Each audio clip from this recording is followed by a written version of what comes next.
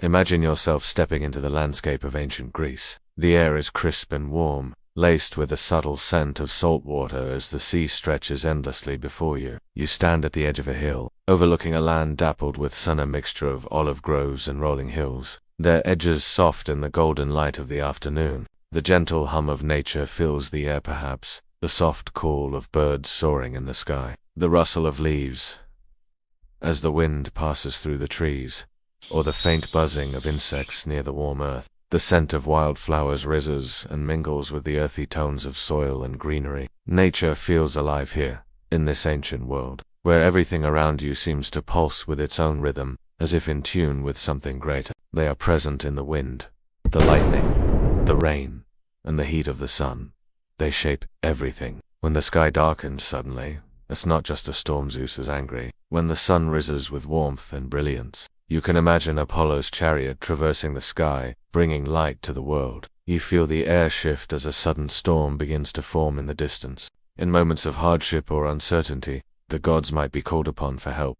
Grant me health, my family, safety in this harvest, and strength in these trying times. The gods' attention could come at any time, for any reason, whether you have earned it or not. Their influence is woven into your every action. You go about your work, trying to keep your family safe, your fields fertile, and your community strong. But every step you take could lead to favor or calamity. With every decision, you faced a silent, unspoken understanding that your fate was tied to something greater. But this uncertainty also offered something more up. For some, the gods' gaze led to greatness. For others, it led to tragedy. It was a gamble, one in which every mortal had a part to play. Each action, each choice, is part of a greater cosmic gamble. Perhaps, one day, a god's favor will elevate you, granting you something extraordinary. The strength of Hercules, the wisdom of Athena, or the beauty of Helen of Troy. Perhaps, you might even find your name whispered through the ages as a hero. It is in the sudden calm of the air before a storm, the whisper of the wind through the trees, the fleeting sound of a divine chime carried on the breeze. The gods are distant figures, not offering glory, but offering a quiet life, free of disaster. However, there is always the chance that a misstep, a prayer unspoken, a wrong gesture could summon a god's wrath. You may be lucky, or you may not. When the day passes uneventfully, with no storms or signs from above, you might breathe a sigh of relief. But the fear of divine punishment never entirely fades. You might wonder, did I forget to honor a god today? Did I say the wrong thing? You might hold your breath as you make your offerings, waiting for a sign that they have been received. The gods, after all, are not impartial. They take note of every sacrifice, every plea, every prayer. But they also demand respect, and even a minor slip-up could lead to wrath. The skies darken, and the once calm wind picks up, blowing with the weight of Zeus' anger. The scent of rain thickens in the air, and you can feel the tension of something about to happen, as if nature itself is on the verge of releasing its energy.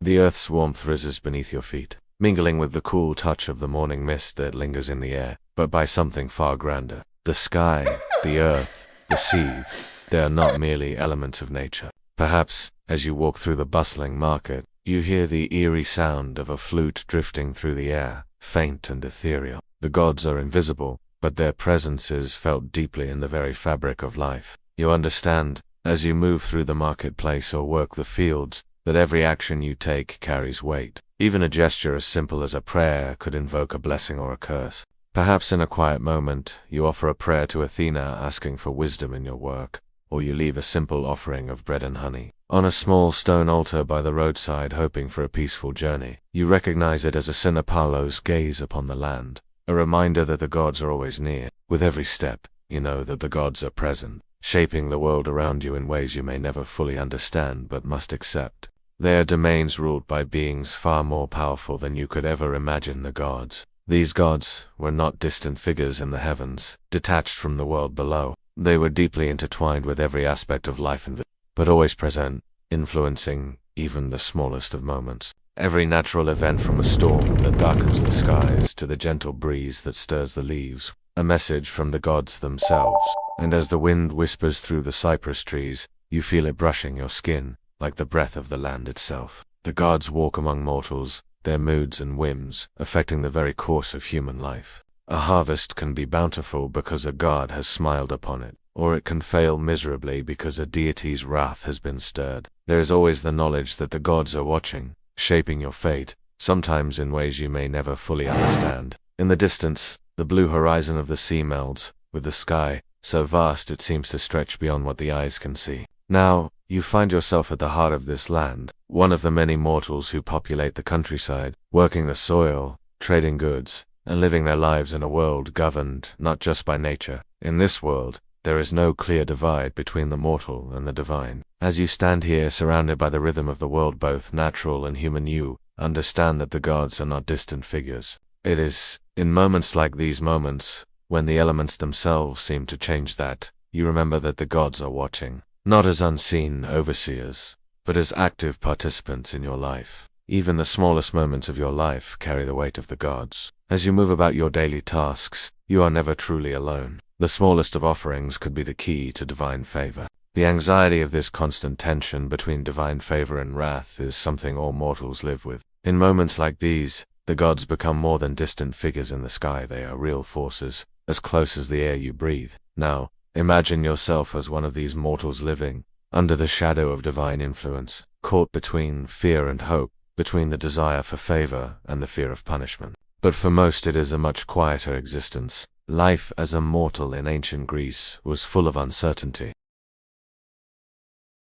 Imagine yourself in ancient Greece, the early light of dawn creeping over the horizon, slowly dissolving the cool of the night. The air is crisp, carrying the scent of morning dew and the faint, briny hint of the sea stretching far off into the distance. You stir from your simple, woven, matter-humber but well-worn piece of cloth that has seen many seasons. The world is still quiet, save for the soft rustling of leaves and the distant chirp of a bird, eager to greet the day. The day begins before the sun rises fully, and their whims could turn your efforts into something far greater or much less. If you work too slowly or too quickly, if you forget to offer thanks to Demeter for the grains of wheat, or to Hestia for the warmth of your hearth, you know there might be consequences as you step out of your small dwelling, perhaps an unadorned stone house with a thatched roof. The earth beneath your bare feet feels cool and firm. The clink of coins as goods change hands at the market, the rhythmic creak of a cartwheel rolling over cobblestones, the shuffle of sandals on dirt paths, each sound forms the background to a world in motion. These moments are precious, but even in them,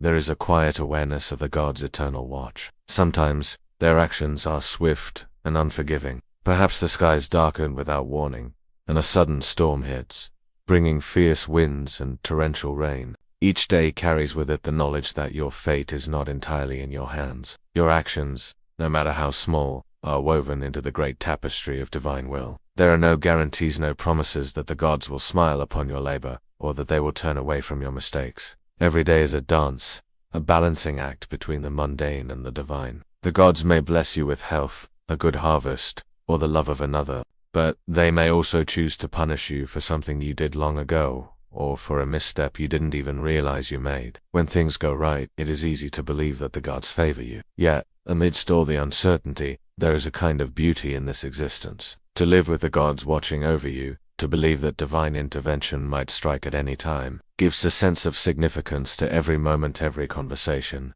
every harvest, every offering. Your life is tied to something greater, even if you don't fully understand what that something is. The gods may choose to bless you or bring ruin, but you continue to live, knowing that their gaze is upon you, shaping your world in ways both visible and hidden. But when things go wrong, it is just as easy to feel their invisible eyes bearing down on you, ready to punish any perceived slight. As you rush to protect your crops, you hear the distant rumble of thunder, and you pause for a moment, a chill running down your spine.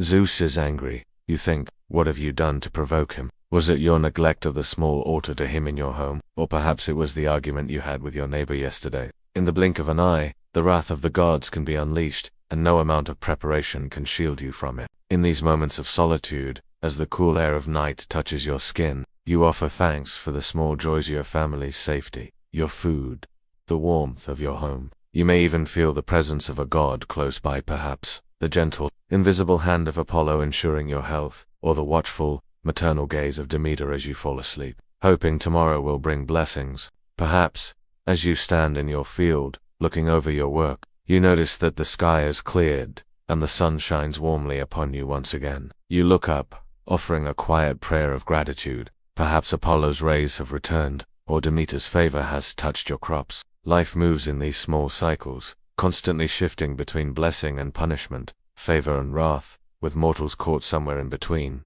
always striving to understand, but never fully comprehending the will of the gods. It's a world that feels as though it will continue indefinitely, each day following the same gentle rhythm, until it is interrupted by some unseen force. The whisper of divine favor. The earth smells rich, a blend of fresh grass and soil still damp from the night's coolness. Every small decision, every little action, has the weight of divine judgment hovering just out of reach. Did I say the proper prayers this morning? Did I remember to leave an offering at the temple? Even as you wash your hands in a stream or prepare a meal for your family, these thoughts subtly invade your mind. You are not just a person working the land or trading goods. You are also a mortal in a world where the gods are not just stories, they are active players in the unfolding of every day. It's a quiet, early hour, a time of peace, before the full bustle of the village starts. The god's favor is fickle. Zeus might look favorably upon your humble offering, or he might choose to throw a thunderbolt at your crop, just to remind you of his power. Even the small, seemingly insignificant actions are fraught with the possibility of divine intervention. Perhaps you were too tired one evening to make your offering to Hera, the goddess of marriage and family, and the next morning your children fall ill. Is it mere coincidence, or has your oversight brought the goddess' wrath upon you? But even in this calm, there is an undeniable weight to the stillness, a weight that rests on your heart. The gods are never far from your thoughts. Their presence is subtle, yet it is always there, hovering just beneath the surface of daily life. As the sun rises, its golden warmth spills over the land, casting long shadows across the hills. The air shifts with the first gentle breeze, a soft reminder of Poseidon's sway over the sea, or perhaps of Apollo's chariot pulling the sun across the sky. Whether you are a farmer, craftsman, or merchant, your life revolves around the same simple, unceasing rhythm. You take your tools, perhaps a hoe for the fields or a spindle for weaving, and set about your tasks. The smell of grain in the morning air fills your nostrils as you bend to your labor. Sweat begins to bead on your brow, the heat of the day creeping up as the sun climbs higher. The smell of earth and olive oil wafts through the air as you tend to your crops or animals, working in the peaceful solitude of your field or market stall. You stand still for a moment, feeling the warmth touch your face, your skin, and you say a silent prayer, almost without thinking. Please, let today be a good day. Let the harvest be bountiful. Let my family stay well. Then, the day begins. Yet, even in this quiet labor, there is an undercurrent of something deeper than knowledge that the gods are watching. The sounds of life are subtle, but constant. With each passing day, the same routine unfolds. And yet, this apparent constancy is tempered by an ever-present tension. The anxiety comes from knowing that no matter how careful you are, no matter how many sacrifices you make, you are never fully safe. In the midst of this constant tension, there are also moments of peace, the quiet of the evening as the stars begin to twinkle in the sky, the soft rustling of the trees as they sway in the gentle night wind. But the gods do not always make their presence known in ways as gentle as the breeze or the warmth of sunlight. The feeling of being at the mercy of higher powers, a constant, underlying anxiety surrounds every aspect of life. And yet, there is always the possibility of blessing, and so, as a mortal in this world, you live a constant gamble. The tension between mortal and divine is unrelenting. It colors every moment, from the time you wake to the time you fall asleep. Imagine, for a moment, stepping out into the soft morning light of ancient Greece. The land is still, the air cool with the early hours of the day. The gods, though unseen, are always watching. They can decide the course of your life with a single glance, and their interventions can be as sudden as the wind that shifts direction without warning. There is fear in the air, the gods. Capriciousness is constant, and while life may seem ordinary, the potential for divine intervention is never far from your mind. You find yourself looking skyward at the first signs of a change in weather, wondering whether a cloud passing overhead is a sign of something benign, or the wrath of Zeus gathering strength. Was it your unintentional slight against the gods that you can't even remember? This lingering fear never fully dissipates. One moment, the sun shines warmly, its rays soothing your skin, and the next, without warning, the air shifts. The once gentle breeze begins to gust wildly. The clouds gather quickly, turning from soft, fluffy whites into dark, heavy storm clouds that race across the sky. The rain begins to pour, heavy and unrelenting, drenching the earth. The winds subside, the thunder retreats, and the clouds part, revealing Apollo's warmth once more, and the lingering fear that the gods could come again at any moment.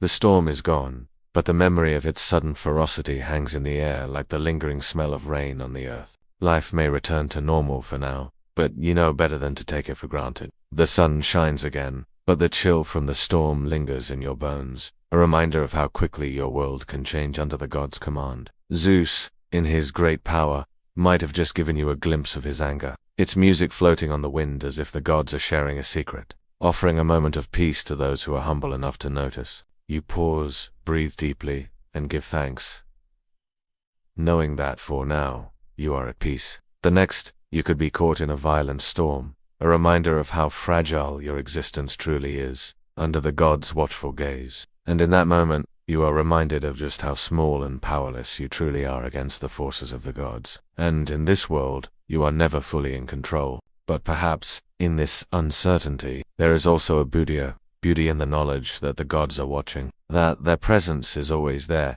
in every gust of wind and every flicker of flame. Their whims could shape your fate in an instant, bringing either joy or sorrow. Life for a mortal was a constant gamble, with the gods' favor and wrath at play. Every action, every prayer, every gesture could either bring blessing or punishment, and it was impossible to predict where you would fall on the scale. In the same world where Zeus' anger can devastate your crops, there is the possibility of divine favor, Aphrodite's grace, Apollo's warmth, or Demeter's bounty. Life, though unpredictable, is also filled with hope, the hope that one day, the gods might smile upon you and reward your effort. For a moment, everything around you seems to pause, as if the world is taking a deep breath alongside you. For a second, you believe that the world is not solely ruled by the whims of power, but also by moments of grace. The wind, gentle and soothing now, whispers through the trees, carrying with it the faintest scent of flowers, and you feel the warmth of the day on your skin once more. The dove,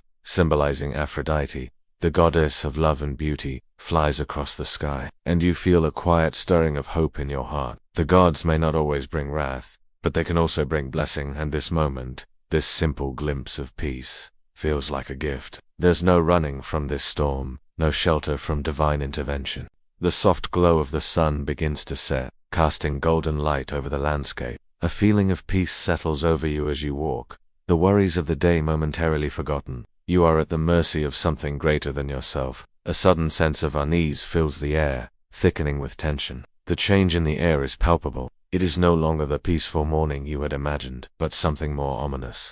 Every time you glance at the darkening sky or feel the temperature drop suddenly, you wonder if the wrath of the gods is about to descend upon you and change your life forever. It's a distant sound at first, like the low growl of a beast stirring from slumber, but it grows louder. The sky darkens. You feel the pressure building around you as if the world itself is holding its breath. A cold chill sweeps over the land, and you instinctively know this is no mere storm. This is Zeus' wrath. Perhaps it's a test. Perhaps the gods are watching you more closely today. The wind picks up, bending the trees, scattering dust in the air. Your senses come alive as you step onto the dew-soaked earth, your feet brushing against the gentle warmth of the soil. The breeze carries the faint scent of salt from the nearby sea, mingled with the earthy, familiar aroma of freshly tilled soil. As you go about your morning tasks, preparing for the day ahead, there is a sense of rhythm, a quiet flow to life that promises stability, predictability, and safety. But, as the sun climbs higher, something shifts, a sudden stirring of the air or an unexplained chill that runs down your spine,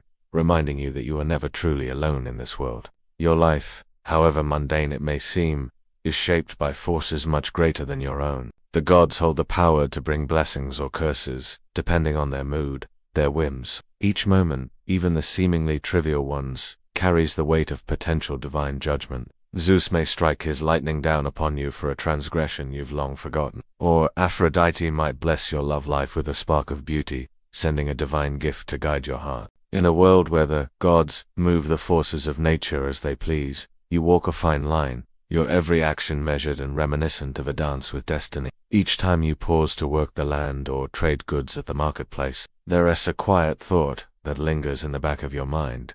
What if the gods are displeased with me today? The anxiety is almost always there, subtle but relentless. Was there something you forgot? A prayer unspoken, a tribute left out, As the day progresses, you move through your routine, but the thread of divine influence never fully leaves you. As you look upward, the first rumble of thunder shakes the ground beneath you. The darkness grows deeper, and the crackling sound of thunder becomes sharp and jagged. A reminder that your world is fragile, and the gods can strike at any time. But as quickly as the storm comes, it can leave. In the wake of such divine fury, you might stand there, breathing deeply, feeling both the relief of survival. But fear is not the only presence in your life. Imagine now, as the day wears on, now the storm has passed, and you find yourself walking along a quiet path, tired from the work of the morning.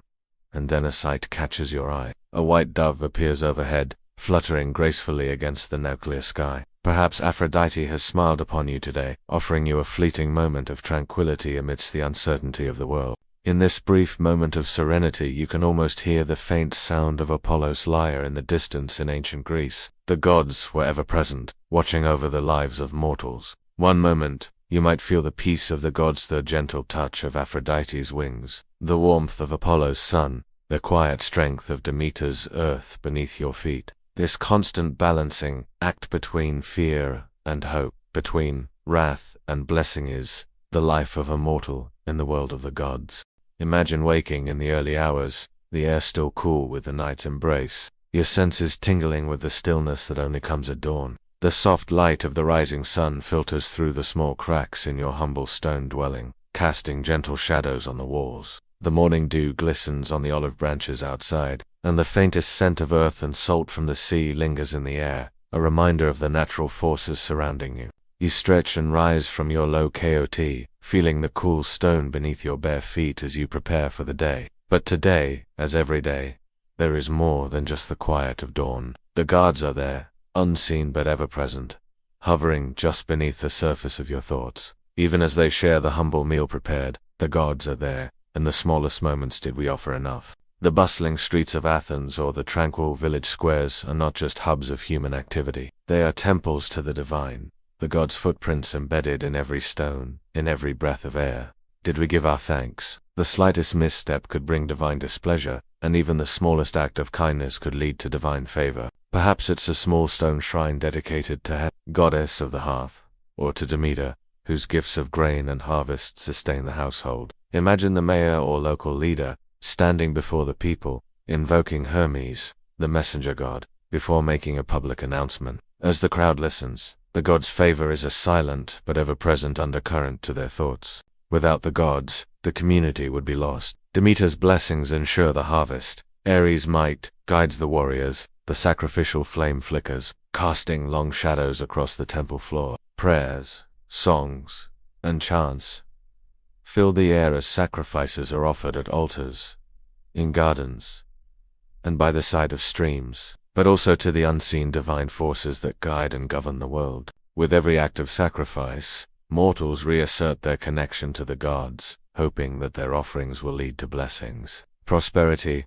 and the peaceful favor of the gods. The gods' presence is tangible, their favor often determined by the sincerity and purity of these rituals. Mortals must prove themselves worthy through acts of devotion, offering food, wine, or precious objects, lighting lamps for Hestia to keep the hearth fires burning, or pouring libations to honor the gods and goddess. As the animal is sacrificed, the rich scent of burning meat mixes with the thick air, and for a moment, there's a deep silencer reverence for the gods who are receiving this offering. And Hera's grace strengthens the bonds of marriage and family. The village lives by divine rules, as the gods' influence shapes the moral fabric of society, guiding actions and weaving delicate balance between human will and divine will. It's here that the family comes together for gratitude, prayers, and blessings. These acts of devotion are integral to the Greek way of life, their rituals serving as bridges between mortals and the divine. Whether it is a simple offering of bread or grand sacrifices at temples, these acts of devotion are meant to keep the gods pleased and ensure their favor in all things. Without them, the very foundation of society would waver. Imagine walking through the crowded streets of Athens, where the sound of barter fills the air, the clink of coins echoing in the market. Sacrificial animals are laid out before the altars, prepared with great care to honor the gods. You hear the faint murmurs of prayer as individuals whisper words of gratitude and supplication to Zeus, Apollo, Athena, or Hera. As the fire is lit, The crackling flames and the soft sounds of chanting create an atmosphere of serenity and sacredness. Merchants sell their wares, but every exchange is shadowed by the belief that the gods are watching, perhaps sending their blessings, or, in the case of an unwise transaction, their wrath. The small offerings made throughout the day, fruits left at altars, coins deposited into the temple treasuries are done with the belief that they will bring good fortune and divine favor. She prays to Demeter, asking for the earth's favor and the health of her children. The gatherings of leaders, as they deliberate on matters of war and peace, are often guided by divine principles. The city-state of Athens, though known for its intellectual and democratic pursuits, still operated with a divine order at its core. Decisions about war, alliances, and treaties were often considered in light of divine will. Perhaps it was the goddess Athena, protector of the city, who was called upon in times of war. Her wisdom sought before any decision was made. In times of prosperity, Apollo's favor was invoked to ensure that Athens continued to thrive, while in times of strife, Zeus' wrath was feared, for his thunderbolts could easily strike down the mighty. But she also prays for the strength of the family, that the warmth of the hearth will keep them together, even when the world outside threatens to pull them apart. The father of the household, strong but wearied from a day of hard labor, pauses before his meal and offers a quiet prayer to the gods. The soft flicker of a lamp, the faint aroma of burning olive oil, and the humble offering of bread or fruit are all part of the ritual. The first action of the day begins with a ritual, one passed down for generations, the offering of thanks. In the center of your small home stands an altar, simple but sacred. This is no mere formality. Each act of devotion is laden with hope and fear. The father's prayer is not only for prosperity and protection, but a plea to Aphrodite for love and peace in the household, to Apollo for the safety of the children, to Zeus for favor in life's trials. It is a quiet, powerful moment, the space between earth and sky, where divine and mortal intersect in the quietest of rituals. The mother, preparing the meal for her family, might hum a soft tune, weaving in her prayers as she stirs a pot of stew, her fingers brushing the bread dough, warm from the oven. As the family comes together, there's an unspoken understanding. The gods watch over them. Step outside the familiar comfort of the home, and you'll find that the gods' influence stretches far beyond the hearth. In every corner of society, from the bustling marketplace to the halls of governance, the gods are invoked in almost every decision. Political decisions are similarly shaped by the gods' influence. In a small village, the gods' influence is even more personal. The relationship between gods and mortals is not solely built on prayer and good intentions. It is sustained through rituals and sacrifices. As you step into the temple, imagine the smell of incense filling the air, fragrant oils and herbs burning in great brass bowls, their thick, sweet smoke rising toward the heavens. You see the people gather in silence, their faces serene, but with an air of anticipation, waiting for divine approval. Rituals are woven into the very fabric of life. These moments of quiet devotion remind mortals of their place in the universe, tethered not only to the earth and each other. In the quiet moments between labor and rest, when the day's work slows and the evening light begins to soften, there is a palpable sense of hope that fills the air. For mortals in ancient Greece, these were the moments when they would quietly turn to the gods, offering their prayers in the stillness of the night. Before you stands a small shrine, perhaps to Athena, the goddess of wisdom, or to Zeus, the king of gods. Divine favor is never certain, but in these small, private moments, there is a sense of hope that your efforts will be met with blessings. Perhaps you catch the faintest change in the air, a subtle shift in the atmosphere, almost like a soft, unseen hand upon your shoulder. Is it just your imagination, or do you truly feel the gods' approval, as if they are watching over your toil and offering guidance? Perhaps it begins with the sudden onset of illness, a fever that strikes without warning, leaving you weak, your limbs heavy as if weighed down by something unseen. You lie in bed, your body aching, unable to fight off the sickness. It feels as if the gods themselves have forsaken you,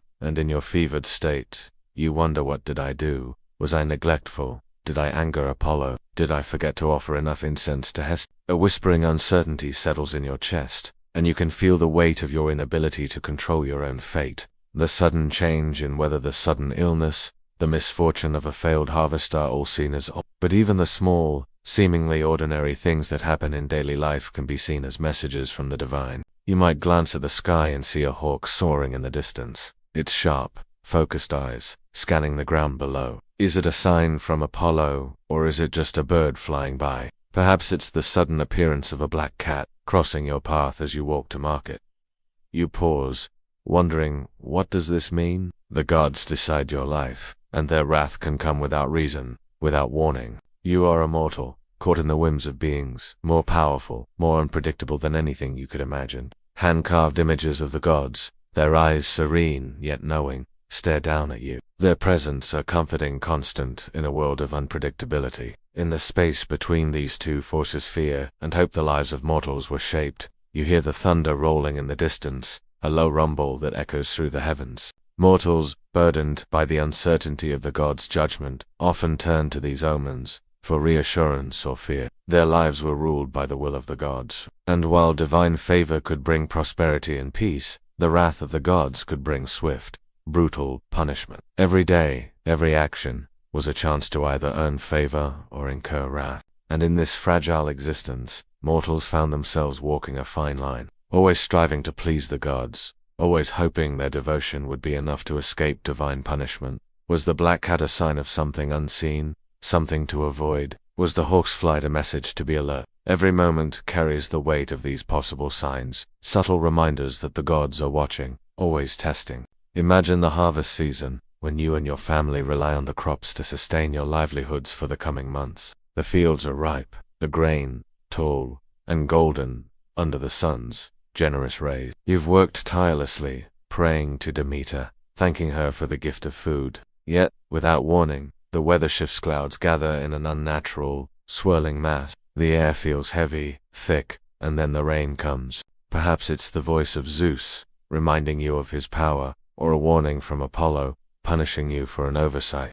The god's anger is often swift, unexpected, and without mercy. Your body, once healthy and full of life, now feels like a burden. The sweat on your brow is cold and sticky as you struggle to understand what has gone wrong. You bow your head and offer a simple, silent prayer. In these moments, the gods are close. Their presence, not just a distant, ethereal concept, but something real, something that could be felt, touched, and embraced. The mud rises higher and higher, as if trying to swallow your effort. The crops are ruined. The work of months is lost, and with it, the realization that something has gone terribly wrong. Was it a lack of reverence to Demeter? Did you forget an offering, a prayer, or some ritual? The question haunts you as the waters rise, leaving you powerless to change the outcome. Imagine yourself in the small, humble sanctuary of your home, the flickering light of an oil lamp casting soft shadows against the stone walls. The gods, in their gentle favor, might offer peace, health, and prosperity, but it is never guaranteed. Your heart beats a little faster in these moments, caught in the delicate tension between desire and uncertainty, between the hope for blessing and the constant fear of disappointment. And yet, the warmth in the air lingers, and with it, the hope that tomorrow might bring a small, sacred gift from the gods. The air feels slightly warmer, the weight of your words hanging in the stillness. As if the gods are listening, their attention drawn momentarily to you, a mortal. Even in the most mundane moments, hope for divine favor is woven into your heart. But this hope is never without its counterbalance. For every prayer for blessing, there is the reality that the gods could just as easily bring wrath, swift, sudden, and without warning. Imagine how fragile mortal life is when it is held in the hands of gods whose moods are unpredictable, whose decisions can shift the world in an instant. Mortals lived with the constant fear that the gods might turn their favor into anger at the slightest misstep. The change in the air that once brought warmth and comfort now brings a sharp chill. The sickness is more than just a physical ailment. It's an omen, an interpretation of divine wrath. But it is not just illness that can strike down the unprepared mortal. There are other signs of divine displeasure that can come just as suddenly. Not the gentle, nourishing rain that the fields need, but a torrent raging, destructive, flooding the earth, and washing away the fruits of your labor. This is the wrath of the gods. It is not a sudden explosion of anger, but a quiet, crushing force that leaves a mortal broken. In this world, every sign is interpreted as a message from the gods. The interpretation of these signs is a daily ritual. In the ancient Greek world, mortals lived in the constant tension between hope and fear. The light of day brought the hope that the gods might smile upon you, but the dark of night brought the fear that you might awaken to find yourself under divine judgment.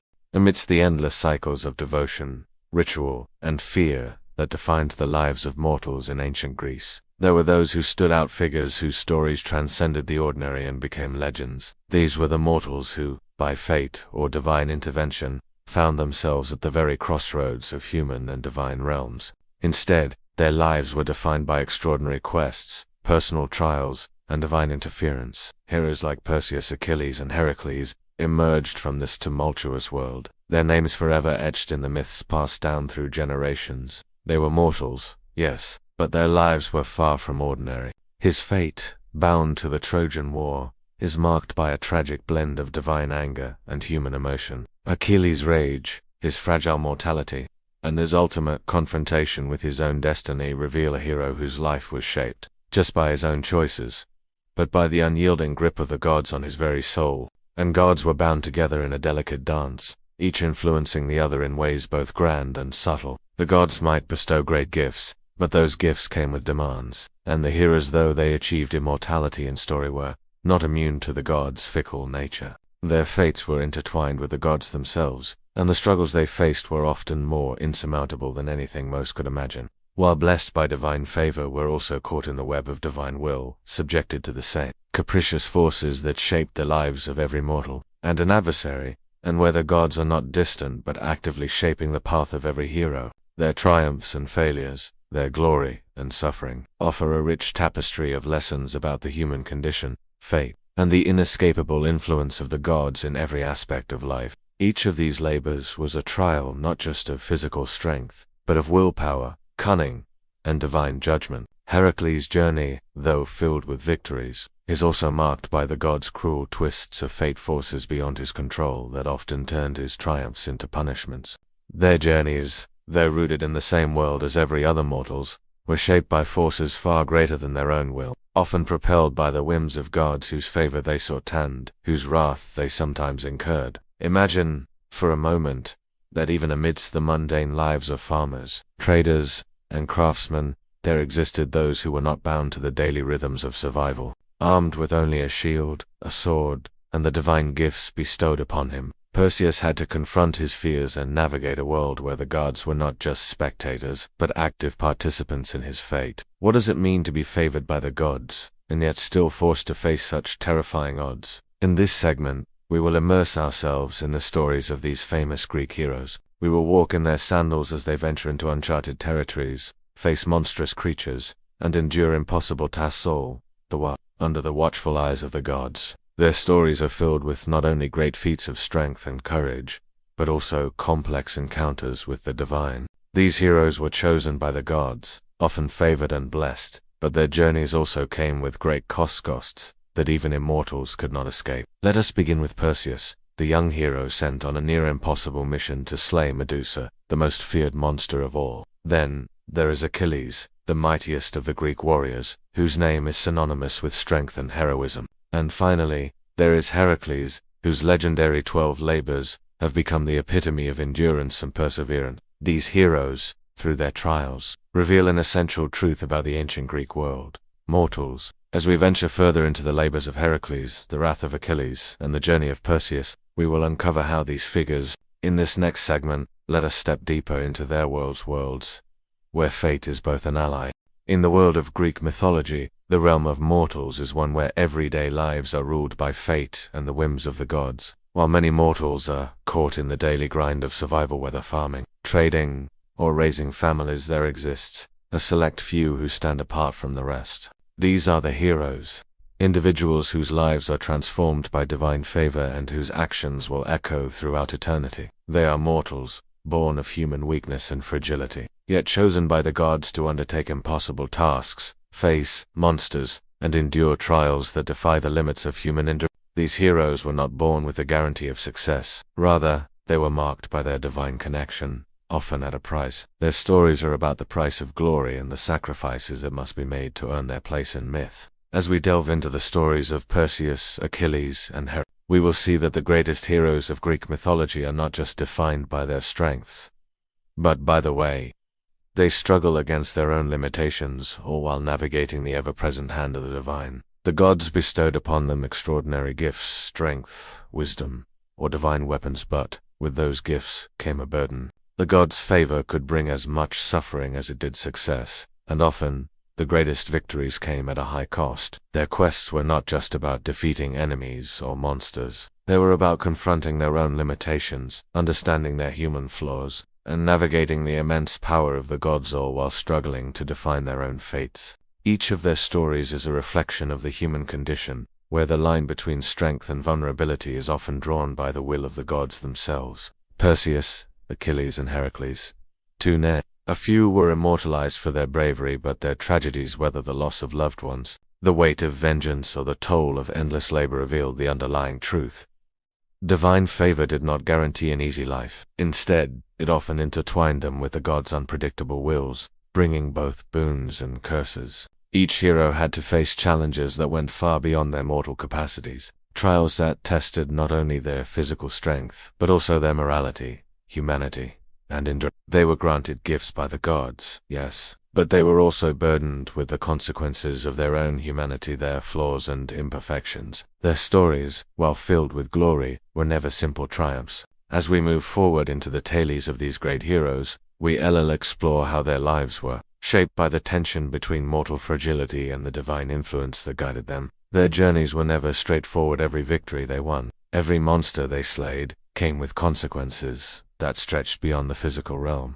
To understand Perseus' journey, we must first step back to the very beginning of his life, where the boundaries between the mortal and divine were blurred. His story starts in Argos, where Danae, the daughter of King Acrisius, lived in a palace of stone and splendor. Danae, though royal by birth, was a woman cursed by fate. Even after Danae gave birth to a son, Perseus, he had no choice but to act in a way that would try to subvert the will of the gods. Acrisius, unable to kill his daughter and grandson directly, cast them both into the sea, sealed in a wooden chest, a final desperate attempt to alter their fate. The gods often interceded in the lives of humans, and Zeus' golden shower was a sign that Perseus would be marked not only by his mortal heritage but by the gods' unyielding influence. Acrisius, despite his attempts to escape the gods' will, was bound to the prophecy. Perseus would eventually cause his death. In the Greek world, prophecy and fate were inextricably linked. No mortal could escape the forces the gods set into motion. Medusa, with her hideous face and serpentine hair, was a monster whose gaze could turn anyone to stone. He was given divine tools. A shield from Athena, which would allow him to look at Medusa's reflection instead of directly at her. A sword from Hephaestus, sharp enough to cut through stone. And winged sandals from Hermes, which would allow him to travel quickly and safely. These divine gifts were tokens of favor, each representing a different aspect of the god's influence. Athena's shield was not just a weapon of defense, but a tool of wisdom, while Hermes' sandals represented the swift intervention of the gods in his journey. No mortal could face her directly without succumbing to her deadly power. Perseus was not only marked by his divine lineage, but by his human flaws, his courage, and his willingness to face the impossible. How his actions, driven by both divine will and mortal choice, lead him toward triumphs and tragedies that will shape his legacy forever. His tale, full of divine gifts and dangers, is a reflection of the duality that defines Greek heroes: strength and vulnerability, favor and consequence. The air grows colder as he flies toward her lair, the wind howling in his ears, and the faint sound of snake-like hissing fills the air. Medusa is a creature who embodies the danger and chaos of the world beyond mortal control, and yet Perseus must face her and defeat her not just with his sword, but with the gifts bestowed upon him by the gods.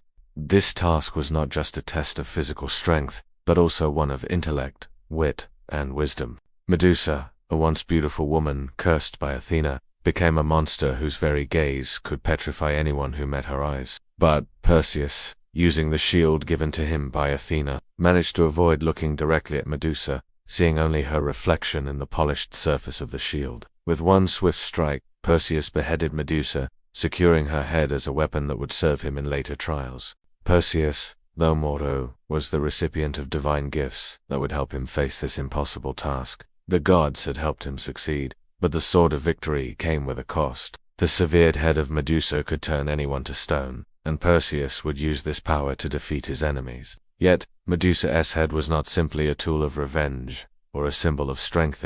It was an artifact of divine favor, but also one that represented the unpredictable consequences of victory in the Greek world. The gods may grant gifts, but they also demand sacrifice. Perseus' fate was already sealed before he even understood what it meant to be a hero. Her father had long feared a prophecy that foretold that his daughter, his son, would eventually be the cause of his death. The gods were never far from their creations, and in a world ruled by their will, even this act of human defiance could not alter the course of destiny. Paladex, the king of Seriphus, saw Perseus as a threat not because of any enmity or personal vendetta, but because he desired to marry Dano, Perseus' mother. He knew that Perseus, being young and unaware of his divine heritage, would be an obstacle to his plans. So, in an act of cunning, Polyadex demanded that all the men of the island present him with a gift. For Perseus, this was not just an inconvenient demand. Paladex knew that Perseus, with his naivety and youth, would be forced into offering a gift that would lead him on a dangerous quest that no mortal could survive. And the very gods that had protected him from Acrisius' wrath were the ones who would eventually lead him down a path of heroic trials. The gods had granted him divine gifts to ensure his victory, but they had also set him on a course of inevitable destiny to battle not just monsters, but the unpredictable will of the gods themselves. The chest-carrying Dano and Perseus was carried by the waves to the island of Serene, where they were rescued by Dictys, a kind fisherman, who took them in and sheltered them. Here, in the safety of an isolated island, Perseus would grow, unaware of the great divine forces at play. Fearing for his life, Acrisius locked Dino away in a tower of bronze, hoping to keep her and her eventual offspring safely hidden from the world. But the gods, in their often merciless fashion, had other plans. The gods were never content to let mortals dictate their fates for long. Zeus, the king of all gods, took an interest in the beautiful and imprisoned Dino, and he appeared to her not as a mortal lover, but in the form of a golden shower stream of golden light that filled the air, an otherworldly visitation that resulted in the conception of Perseus. This image of the golden shower is not just one of divine grace, it represents the overwhelming power of the gods, breaking through the confines of human control. Despite his fear of the prophecy, Acrisius could not prevent the inevitable. And yet, this too would be futile. Perseus' birth was not simply a product of mortal life, it was an example of the ever-present divine will that governs the fates of mortals. The prophecy that haunted Perseus' early years, one that was born from fear and divine foresight, was a constant shadow looming over his life. Though he grew up in relative peace on Seriphus, his destiny was always tied to the gods. As Perseus grew into a young man, his story took a turn toward the heroic, and the influence of the gods became even more apparent. Thus, Perseus was tasked with the impossible: to bring back the head of Medusa, the Gorgon. Perseus' quest to slay Medusa would not be completed through mere bravery or brawn. Imagine the tension in Perseus' heart as he prepares to face the Gorgon. Perseus' victory over Medusa is one of the most iconic moments in Greek mythology. The moment of Medusa's defeat marks a turning point for Perseus. Perseus' journey is a testament to the power of divine favor, but also a story of how mortals, even those blessed by the gods, must navigate a world of complexity. As we continue our journey through his myth, we will see how Perseus' destiny continues to unfold in unexpected ways.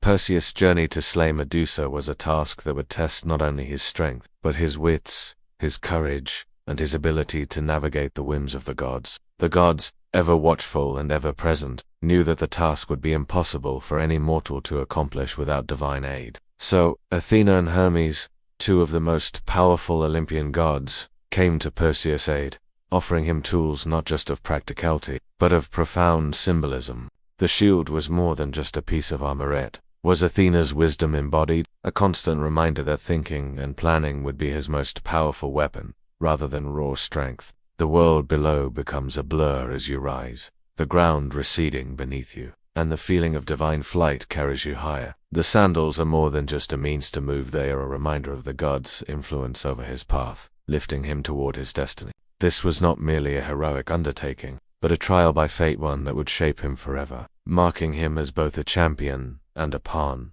in the grand designs of the gods. This was no ordinary sword, it was a blade of extraordinary sharpness and strength, capable of cutting through the toughest of creatures and the hardest of materials. This was no mere blade, it was a symbol of the god's power over fate, a tool that would either bring victory or mark his doom. His human limitations would be tested, and no matter how much divine assistance he received, his journey was his own to navigate. The landscape below, once so familiar, became a blur as Perseus set his sights on his destination, the lair of Medusa. The distance between him and his goal felt insurmountable, but the god's favor propelled him forward. The shield, now securely on his arm, reflected the vast sky, reminding him of the divine strategy that guided his every move. The wind grew colder, and the soft rustle of snake-like hissing echoed through the darkened cave. Medusa's serpentine hair, each snake writhing with anger, was the first thing Perseus saw as he entered. The Gorgon herself was a monster of terrible beauty. Her face was both enticing and terrifying, a deadly combination that made it impossible for anyone to approach her without succumbing to the deathly gaze. The god's favor came with a price. He was expected to succeed, and he knew that his journey would be filled with dangers beyond his imagination. The cold grip of the sword in his hand was a reminder that this was not just an act of bravery, but of divine intervention. Her lifeless body fell to the ground, the snakes in her hair twitching as if still alive. But this victory, while glorious, was not the end of Perseus' trials. The head of Medusa would prove a powerful weapon, one that could turn any foe to stone. And as he left the lair, the feeling of divine triumph was tinged with sadness. Perseus was, indeed, a hero, but his journey was far from over. Medusa's gaze, which had turned so many to stone before him, now seemed like a test of willpower and divine favor. It's about the divine intervention that made it possible, and the cost of fulfilling a prophecy set in motion by the gods. Perseus' success was not just a matter of strength or courage, it was the result of a series of divine decisions made long before his birth. He was, as all heroes are, both chosen and bound by the will of the gods. Perseus might be given the tools to overcome them, but it would be up to him to face the monsters and challenges that stood in his way. The task ahead was unimaginable, not just the danger of facing Medusa, but the burden of knowing that his victory or failure would ripple through the lives of many. He wasn't just fighting for his own glory, he was fighting for his place in the world, a world where gods and mortals were forever entwined. The sword was designed to slice through Medusa's serpentine hair and eventually behead her. With each sword, shield, and pair of sandals, Perseus felt an overwhelming sense of responsibility. These were not just tools to complete a task. He passed through treacherous lands and navigated unknown paths, relying on his divine gifts to guide him. The world beneath him grew darker as he approached the domain of the Gorgons, and the air became thick with the sense of imminent danger. Yet, Perseus remained focused. The gifts were his armor not just against Medusa, but against the terror that came with the uncertainty of the divine world. His heart was heavy with the knowledge that this journey was far more than just about slaying a monster. It was about proving that he, a mortal, could face the will of the gods and survive their tests. But extensions of the gods' wills, and with that power came the constant reminder that his success or failure was not simply his own. He was carrying the expectations of the Olympian gods, who watched him from their thrones. But the sword was more than a weapon. It was an extension of Hephaestus's craftsmanship, a symbol of the god of fire's favor upon Perseus. There was no turning back. No divine forces had already set him on this path, and his failure was not just a personal loss. It would bring the gods' wrath. The sense of divine scrutiny was overwhelming. The gods, while bestowing great gifts, also demanded great sacrifice, and Perseus was acutely aware of the fragility of his fate. These sandals were nothing like ordinary shoes. Golden wings adorned the heels, and they were imbued with the power of flight, allowing Perseus to soar through the sky with unmatched speed. The wind would be his ally as he traversed distant lands in search of Medusa's lair. Yet, the sandals were not simply for travel, they symbolized freedom and divine favor, offering Perseus the freedom of the air, while also linking him to the godly realm that ruled over fate. When Perseus received the quest to slay Medusa, he did not set out alone. The first gift Perseus received was the shield from Athena, a polished bronze shield, so highly reflective that it could mirror the world around him. Athena, the goddess of wisdom and strategy, knew that direct confrontation with Medusa would be suicidal. Medusa's gaze, which turned any living creature to stone, would render any attack futile unless the hero could avoid her direct stare. The shield was not just a defensive tool, it was an instrument of strategy. With it, Perseus could look into the shield's reflection, seeing Medusa's movements without ever facing her directly. As Perseus received this shield, he could feel its weight in his hands, the smooth surface catching the faint glimmer of light, and the faint hum of divine energy thrumming beneath his fingers. Next, Perseus received the winged sandals from Hermes, the god of travelers, speed, and communication. Feel the wind brush past your face as you stand before Perseus, the sandals strapped firmly onto your feet. Finally, Perseus was given a sword from Hephaestus, the god of fire and metal. As Perseus held the sword, its weight in his hands was a reminder of the immense responsibility that came with this divine gift. As Perseus prepared to embark on his journey, the weight of the divine gifts was not just a physical one. Imagine the nervous anticipation in Perseus' heart as he fastened the winged sandals to his feet, adjusted the weight of the shield on his arm, and gripped the sword in his hand. Though his gifts were divine, Perseus was still mortal. With the gifts in hand, Perseus took flight, soaring through the sky on his winged sandal, the wind rushing through his hair and the world below, shrinking with each beat of his wings. The flight was long, and Perseus faced many challenges along the way. As Perseus approached the Gorgon's lair, he began to feel the weight of his mission. Perseus finally arrived at the lair of Medusa, and as he descended to the ground, the air around him seemed to shift. With shield raised, Perseus began the final approach, using the reflection of Medusa and the shield to guide his steps. With one swift motion, Perseus severed Medusa's head. This moment, this victory, is not just about slaying a monster. As Perseus approached the lair of Medusa, the very air seemed to change. The atmosphere thickened with a sense of foreboding, the shadows growing darker with each step he took. The path before him is narrow, winding between jagged rocks, as if the world itself had been shaped by the gods to lead him to this final confrontation. Perseus is no longer simply a young man on a quest, he is a mortal, entering the domain of the gods' wrath. The closer he gets to Medusa, the more the surroundings seem to become part of her place, where even the laws of nature bend in deference to her power. The stone statues that line the path once mortal men and women, now frozen in time, serve as a reminder of what Perseus could become if he is not careful. If he makes a single mistake, his heart pounds in his chest. But there is a calm determination in the depths of his soul. The air shifts. There is a slight chill, a gathering silence. He is about to face the creature whose gaze can turn even the mightiest into stone. Medusa's very presence is a force of nature, something that can be fought with brute strength alone. The horror of being turned to stone, of being caught forever in a single, frozen moment of terror, is enough to make anyone tremble. Instead, through the reflection in his shield, he watches her movements, studying the rhythm of her serpent hair and the slow,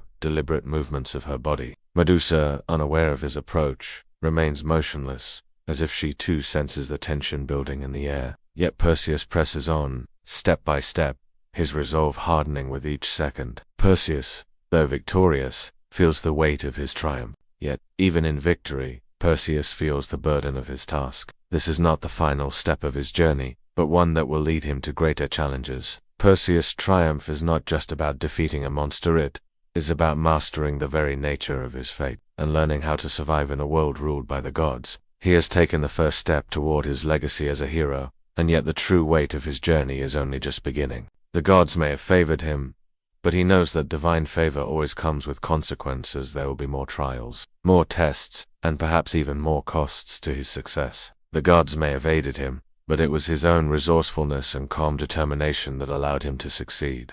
The act itself was not just a physical conquest of strength, but a psychological battle, one in which the mind played as much of a role as the sword.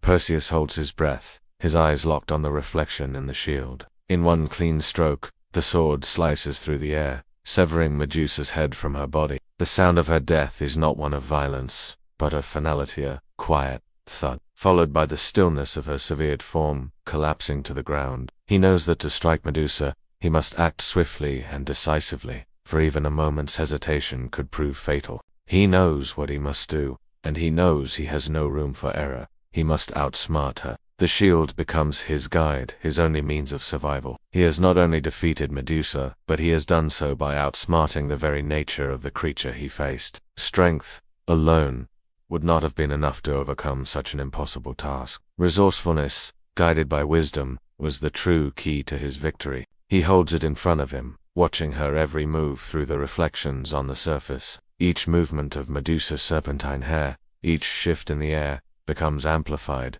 magnified in the polished metal of the shield. Every step Perseus takes now is a careful calculation of space, a deliberate move toward the monster he must kill. The gods' gifts, the shield, the sword, and the winged sandals are his to command, but they are not enough by themselves. His victory will require more than just strength. It will require wisdom and resolve. He is about to face a creature whose gaze can turn the strongest men into stone, whose very presence is an embodiment of divine power and fear. The weight of his task presses heavily on him, a weight that is not just physical but psychological. Perseus can feel the intensity of the god's eyes upon him as he moves deeper into Medusa's. He knows that his only chance of survival is to avoid facing Medusa directly, to use his wits rather than his strength. And the sword at his side, gleaming with divine power, seems almost secondary. The true weapon is his mind's ability to remain calm and steady, to trust in the gifts of the gods, but also to trust in his own instincts.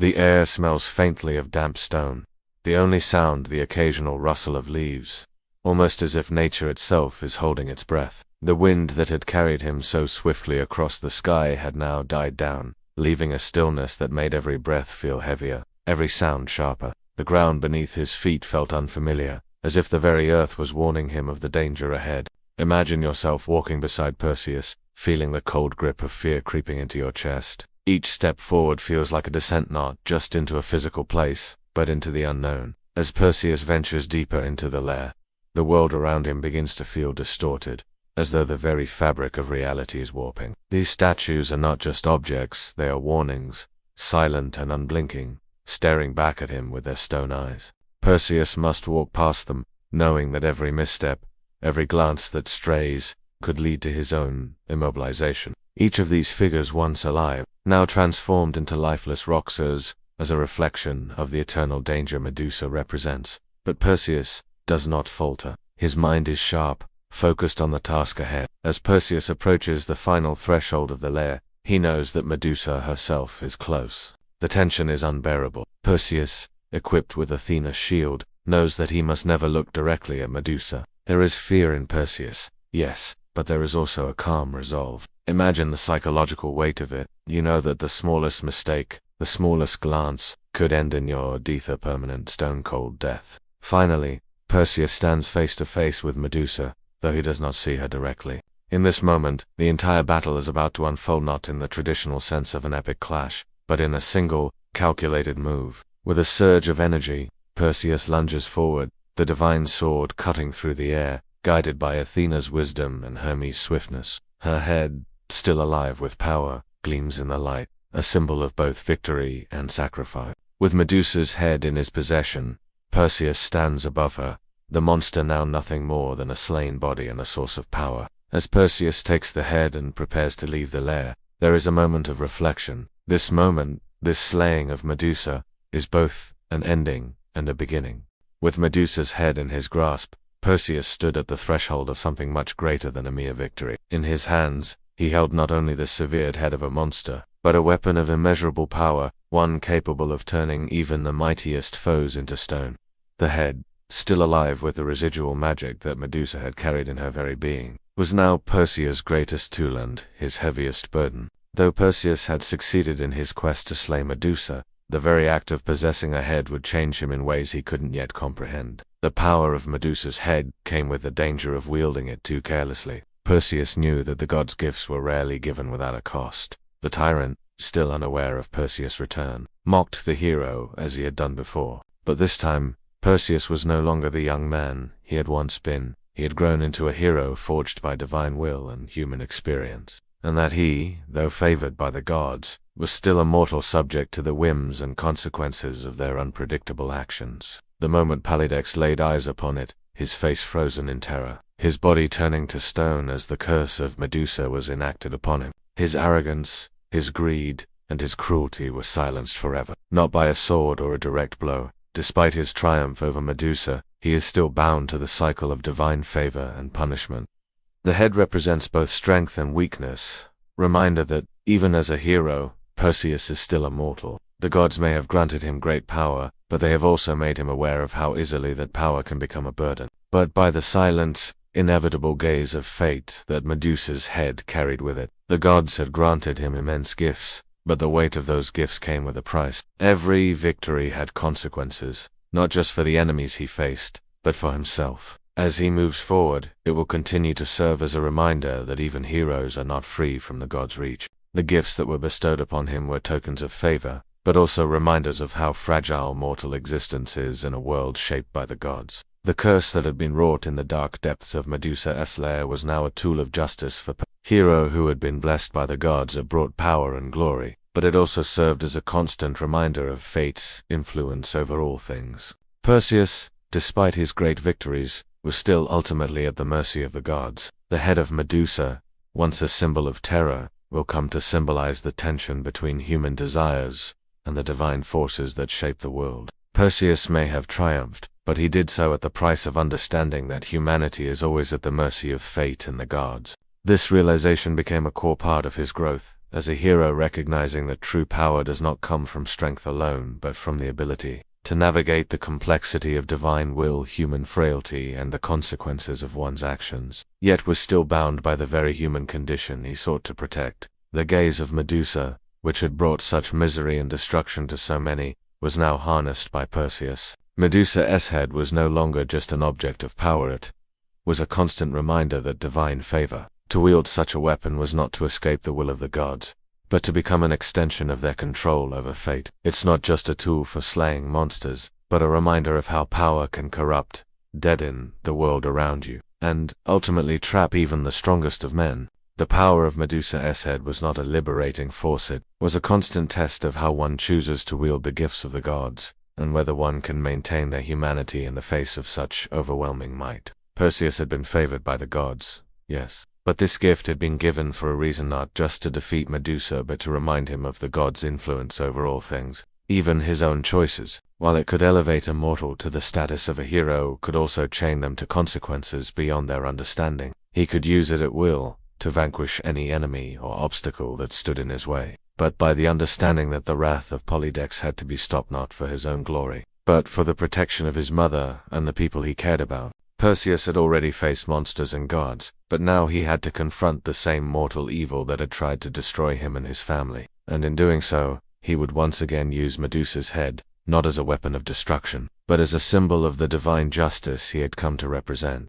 But as powerful as this gift was, it came with its own set of consequences, a reminder that even divine favor often carried with it a dark and unintended legacy. His mission was not over. Polydex, the tyrant king, still sought to marry Dino, Perseus' mother, and had abused his power to humiliate and threaten them. Though Perseus had been granted divine gifts, he was still vulnerable in the face of human cruelty and deceit. Polydex, in his arrogance, had never anticipated that Perseus would return victorious, let alone wielding the head of the very creature that had once struck terror into all of Greece. Imagine the weight of this power in Perseus' hands. The head was a trophy and a weapon, yet also a symbol of the gods' unpredictable will. With Medusa's head safely tucked away, Perseus returned to Seriphus, the island where his journey had begun. Perseus' return was a moment of quiet resolution. He was not driven by revenge or hatred. In a moment of calculated courage, Perseus arrived at the palace of Polydex, the head of Medusa concealed from view. With a single motion, Perseus unveiled Medusa's head. As Perseus stood before the stone statue of Polydex, his mind began to grasp the full weight of the gift he had received. The gods had granted Perseus immense power through the head of Medusa, but with that power came a hidden cost. There is something haunting about the power of Medusa's head. The head itself, though still capable of turning enemies to stone, begins to symbolize Perseus' own vulnerability. As Perseus takes Medusa's head from Seriphus, he begins to realize the deeper moral lessons of his journey. The head of Medusa, like all divine gifts, was a double-edged sword. The head of Medusa continues to haunt Perseus, reminding him of the costs of divine favor and the dangers of unchecked power. In the end, Perseus' journey is not just about slaying monsters, but about understanding that glory comes with responsibility and that even the gods themselves must be reckoned with.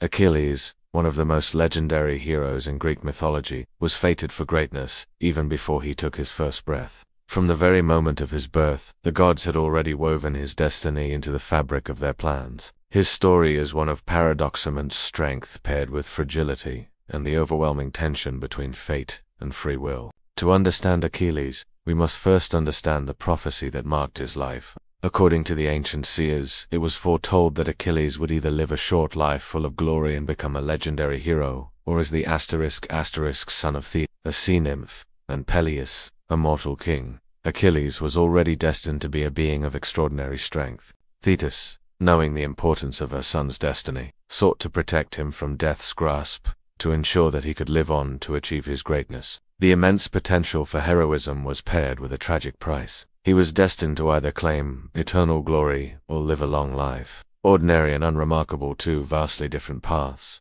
each one pushing him toward ultimate choices and sacrifices. Conversely, he could choose to live a long life in obscurity, a life without the fame and triumphs that would carve his name into eternity. His strength was unparalleled, his beauty legendary, and his skills in battle were like no other mortal warrior. His mother Thetis would try to protect him, but the very act of offering him invulnerability was a symbol of the gods' complicated relationship with mortals, but of his own inner conflict, as he began to realize the true cost of living a life dedicated to glory, that the full weight of his fate began to shape the way Achilles approached his own destiny, and the curse of the prophecy began to consume his thoughts. The gods had given him everything: strength, power, and glory, but it was also the gods' gift that would lead him into the fires of war and, eventually, to his tragic end. Would his immortality be worth the bloodshed? Would he endure knowing that his short life would bring him fame, but perhaps rob him of something deeper: peace,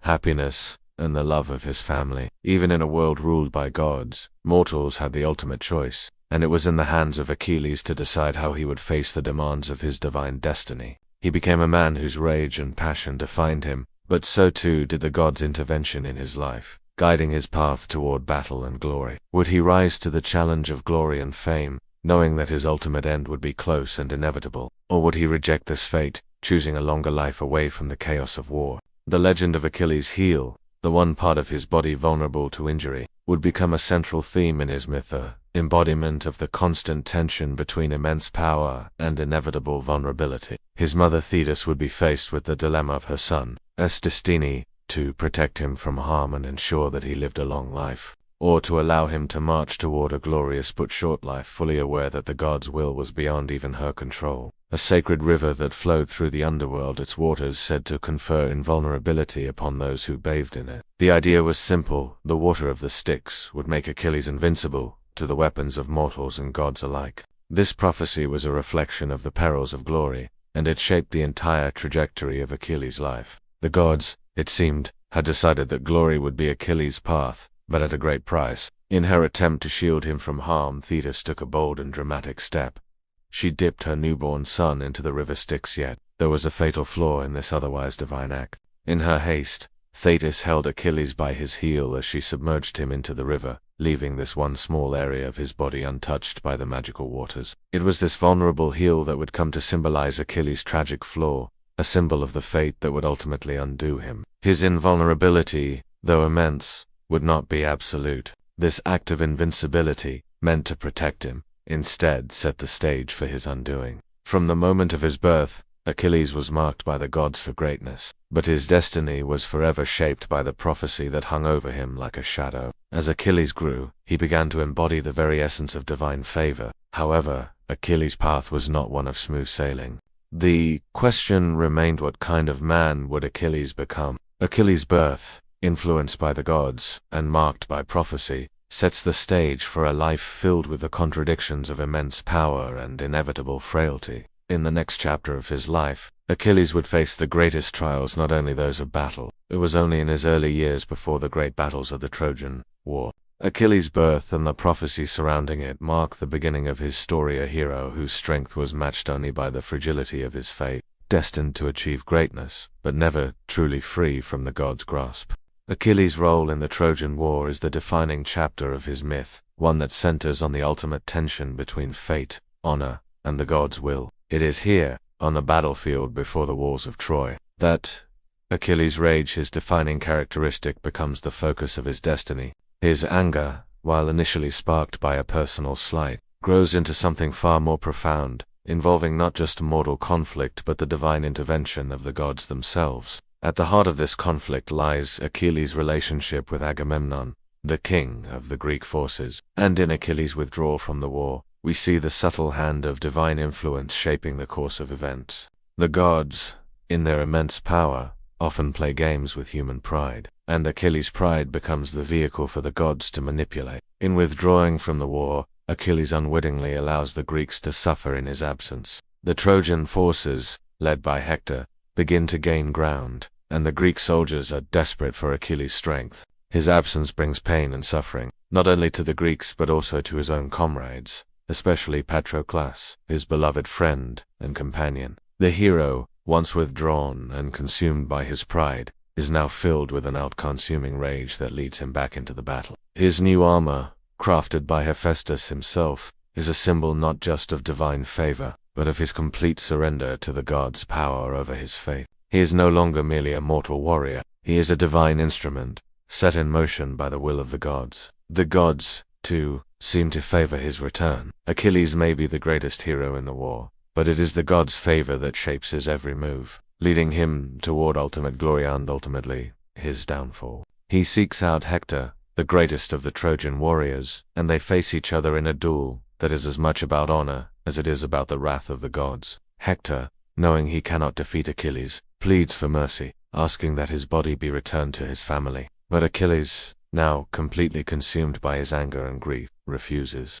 He kills Hector and drags his body behind his chariot, an act that shocks even the gods. In this moment, Achilles is not just a man seeking vengeance, he is a force of nature, driven by both personal loss and divine will. Apollo, the god of prophecy, music, and healing, plays a key role in this moment of Achilles' anger. Achilles' rage, once self-contained and driven by a sense of honor, now becomes something greater, divine manipulation.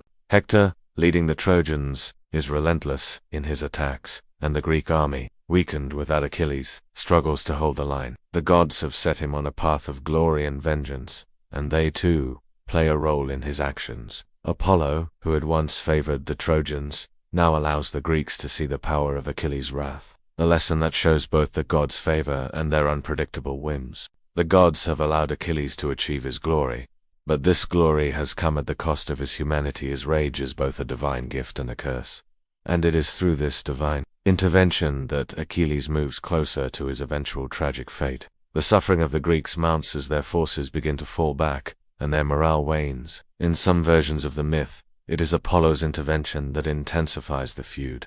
Unable to watch the Greeks suffering any longer, Patroclus begs Achilles to allow him to don Achilles' armor and lead the Greek forces into battle in his stead. Achilles, still brooding over his honor and pride, agrees, but with one condition.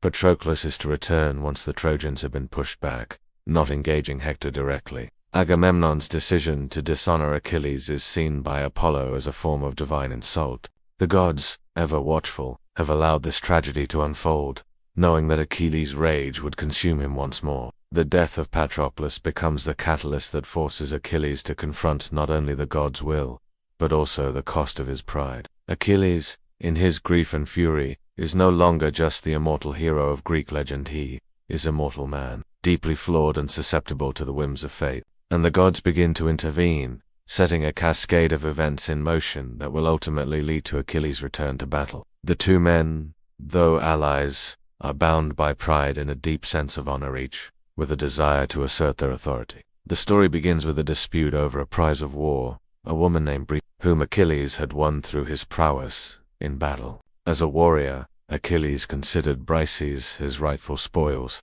but Agamemnon, the leader of the Greek army, also claimed her as his own when he was forced to return his own prize, Chryses, to her father, a priest of Apollo. The disagreement over Briseis leads to a bitter feud between Achilles and Agamemnon. In this moment, Achilles' pride and sense of honor are deeply wounded. He sees Agamemnon's claim over Briseis not just as an insult, but as a humiliation, one that challenges his very identity as the greatest of the Greek warriors. Achilles, in his rage, withdraws from the battlefield, vowing to refuse to fight until Agamemnon humbles himself and returns Briseis. This decision is momentous, as it removes the Greeks' greatest warrior from the war at a time when their victory is far from certain. It is in this act of anger that the first true consequence of Achilles' divine favor is felt. The gods, however, are never far from the lives of the heroes, yet it is not just Apollo who stirs the waters of fate. The gods watch silently, knowing that the fate of Achilles will be shaped by this pivotal moment. But it is Patroclus, Achilles' closest friend and companion, who plays a tragic role in the unfolding events. Patroclus, wearing the invulnerable armor of Achilles, fights valiantly, but in his attempt to stop Hector, he meets his untimely death at the hands of the Trojan prince. The death of Patroclus acts as a turning point in Achilles' journey. Achilles, now enraged beyond reason, returns to the battlefield in a rage so fierce that it transforms him into an unstoppable force. The battle that follows is one of cataclysmic fury. Achilles cuts through the Trojan ranks with ease, his rage and grief lending him an almost unnatural strength. The rage of Achilles is not merely a personal flaw, it is the manifestation of divine influence. As the story unfolds, we see how the gods manipulate Achilles, using his rage as both a weapon and a tool for their own agendas. Achilles' return to the battlefield is a moment of raw emotion and unbridled power. The death of Patroclus, his closest companion, was the catalyst for the unrelenting rage that would define the final chapters of his life. Patroclus, his companion and friend, had fallen in battle wearing Achilles' armor and fighting in his stead, seeking to protect the Greek forces in Achilles' absence. When Achilles hears of Patroclus' death, a part of him dies with him. His rage is now personal, no longer just about the slight of his honor at the hands of Agamemnon, but about the loss of someone he loved deeply. The grief and sorrow that overwhelmed him were not just personal, they were cosmic, felt deeply by the gods themselves. Achilles, so consumed by grief and vengeance, lacks mercy. He is beyond reason. Hector, though noble and courageous, understands that his death is not just the death of a warrior, but the culmination of a prophecy that has been unfolding since the beginning of the war. As they face off in a fateful duel, the gods watch from their divine thrones, knowing that the outcome is inevitable. His grief becomes a driving force behind his actions, but it is also a burden that weighs on him. The arrow, guided by divine aim, finds its mark, and Achilles falls, but ultimately succumbed to the very forces that had shaped his destiny. His name will be forever etched into the annals of Greek history, his glory immortalized. But his story is not one of untainted triumph. Rather, it is a story of a man caught between the divine and mortal realms, whose tragic flaw led him to both greatness and destruction. His rage, his pride, and his honor marked him as a man of extraordinary valor, but also as a figure whose own emotions became the source of his undoing. His life and death serve as a reminder of the fragility of human existence, even for those chosen by the gods, and fate a reminder that even the most divine of gifts cannot protect a hero from the ultimate consequences of his actions. The gods, in their omnipotence, shape the destinies of mortals, but the mortals themselves must live with the consequences of their choices. Achilles was a hero who embodied both extremes. His rage, his glory, and his tragic end serve as a reflection of the eternal battle between humanity and the gods and the inevitable fate that lies in the intersection of both. His Achilles' heel, both literal and metaphorical, symbolizes the human condition. No matter how great, no matter how invulnerable, all mortals are subject to the whims of fate. His invulnerability proves to be both his gift and his curse, a symbol of the power of the gods and their control over fate. Even the mightiest hero, the one who could slay monsters, conquer cities, and change the course of history, is ultimately a mortal man prone to weakness and to divine manipulation. Hector's death is tragic not because of the warrior he was, but because it is the result of divine manipulation and Achilles' unchecked rage. Hector falls to the ground, and Achilles, unable to let go of his grief, desecrates his body, dragging it behind his chariot in a display of vengeance. His grief transforms into the slaughter of the Trojans, for he now views them not as enemies in a war but as the cause of Patroclus' death. The gods themselves know that even Achilles, the mightiest of warriors, cannot escape fate. His Achilles' heel represents not just a mortal flaw, but the very fragility of heroism. Even the greatest hero, no matter how divine their gifts, are still bound by the limits of human nature. Hector's family, particularly Andromache, will never know peace, as the death of Hector is felt throughout Troy, a wound that can never be healed. Yet, Achilles is not moved by the tragedy. His only concern is the vengeance he has taken for Patroclus. His rage has consumed him, and while he is a hero, he is also now a trapped soul, bound by his grief and his need for retribution. Every swing of his sword is charged with emotional weight. Each cut through the enemy is not just a strike for honor, but for retribution and justice for the loss he has endured. His story is one of divine favor. He was granted immense power and glory, yet it is a power that would lead him to his own destruction. Achilles' death, it is foretold, will come at the hands of Paris, the young prince of Troy,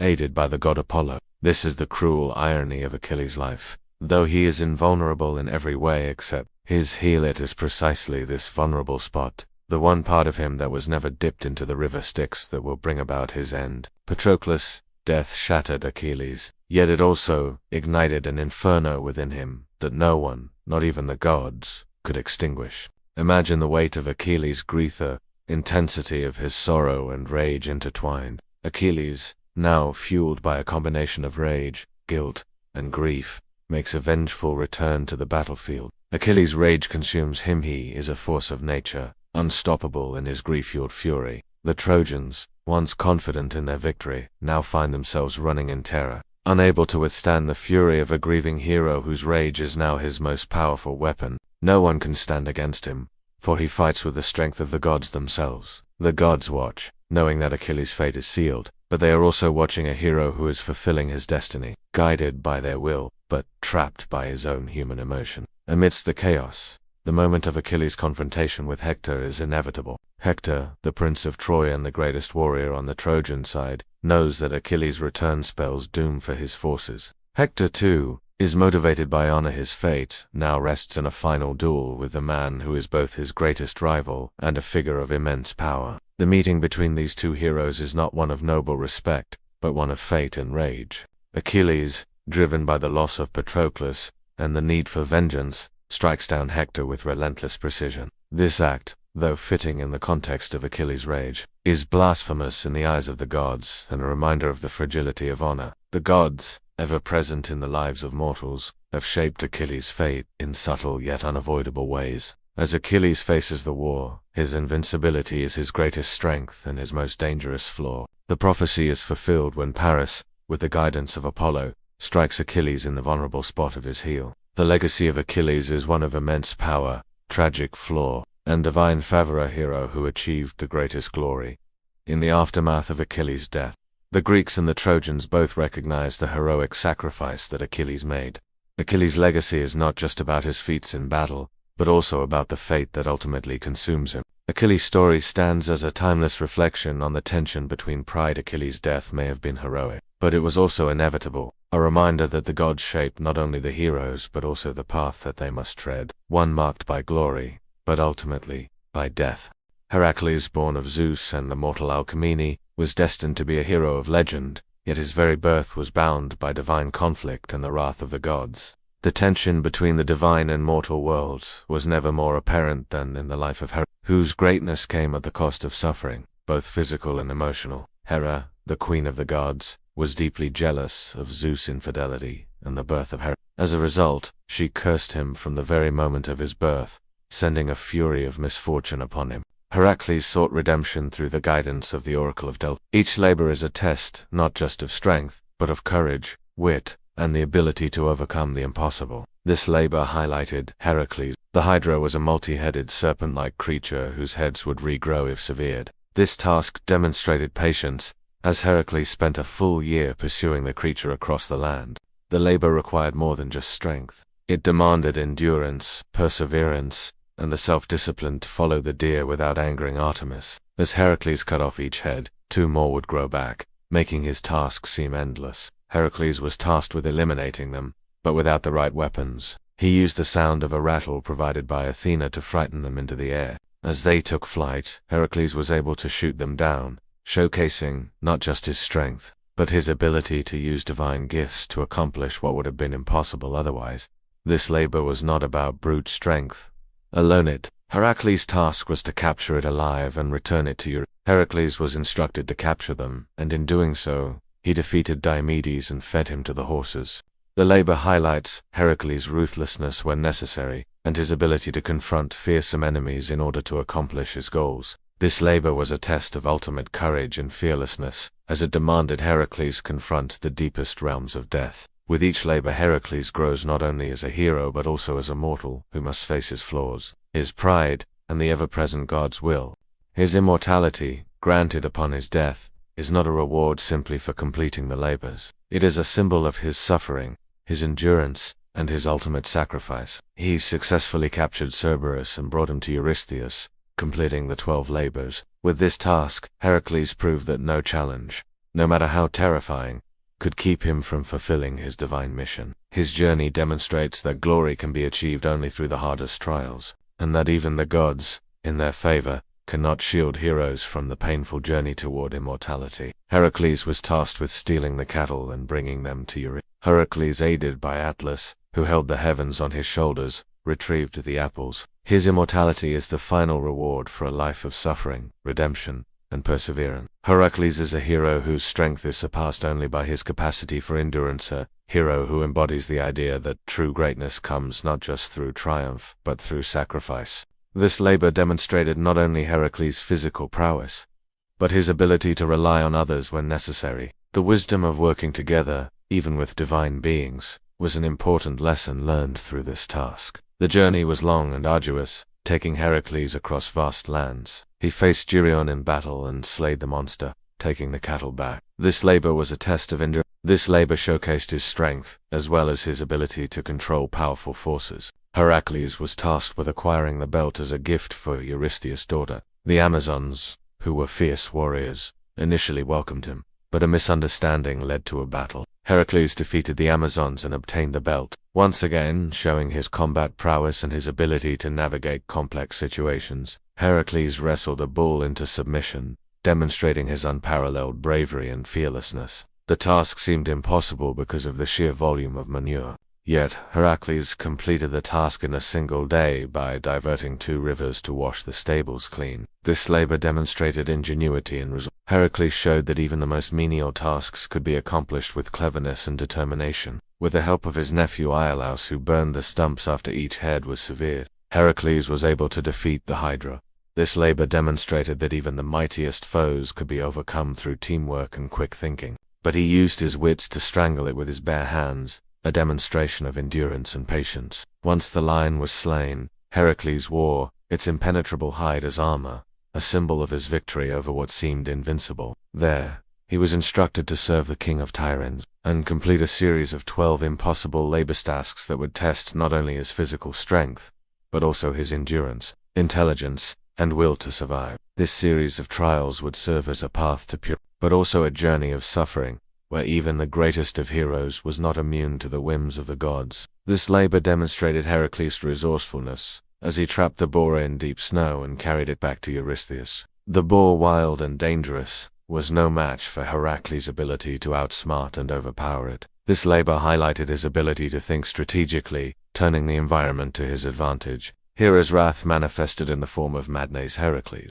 and in his madness, he committed a series of horrific crimes, including the slaying of his own children. This act of violence and the guilt that followed would mark the beginning of his atonement, and set him on the path to the 12 labors. The curse of Hera shaped Heracles' entire life. His divine parentage, which should have been a blessing, became a burden. His strength, while extraordinary, was marred by the uncontrollable rage that Hera inflicted upon him. The gods' actions were a testament to their complex relationship with mortals. While they may offer gifts of great power, they also have the ability to shape a hero's fate, often through tragedy and sacrifice, to atone for his crimes and to free himself from the guilt of his actions. The 12 labors of Heracles are among the most iconic challenges in Greek mythology, tasks so immense in their difficulty that they seem insurmountable even for a hero of his caliber. The first labor was to slay the Nemean lion, a creature whose hide was impervious to weapons. The second labor, the Lernaean Hydra, required not only physical strength but also strategy. The Serenian hind, a deer sacred to Artemis, was the third labor,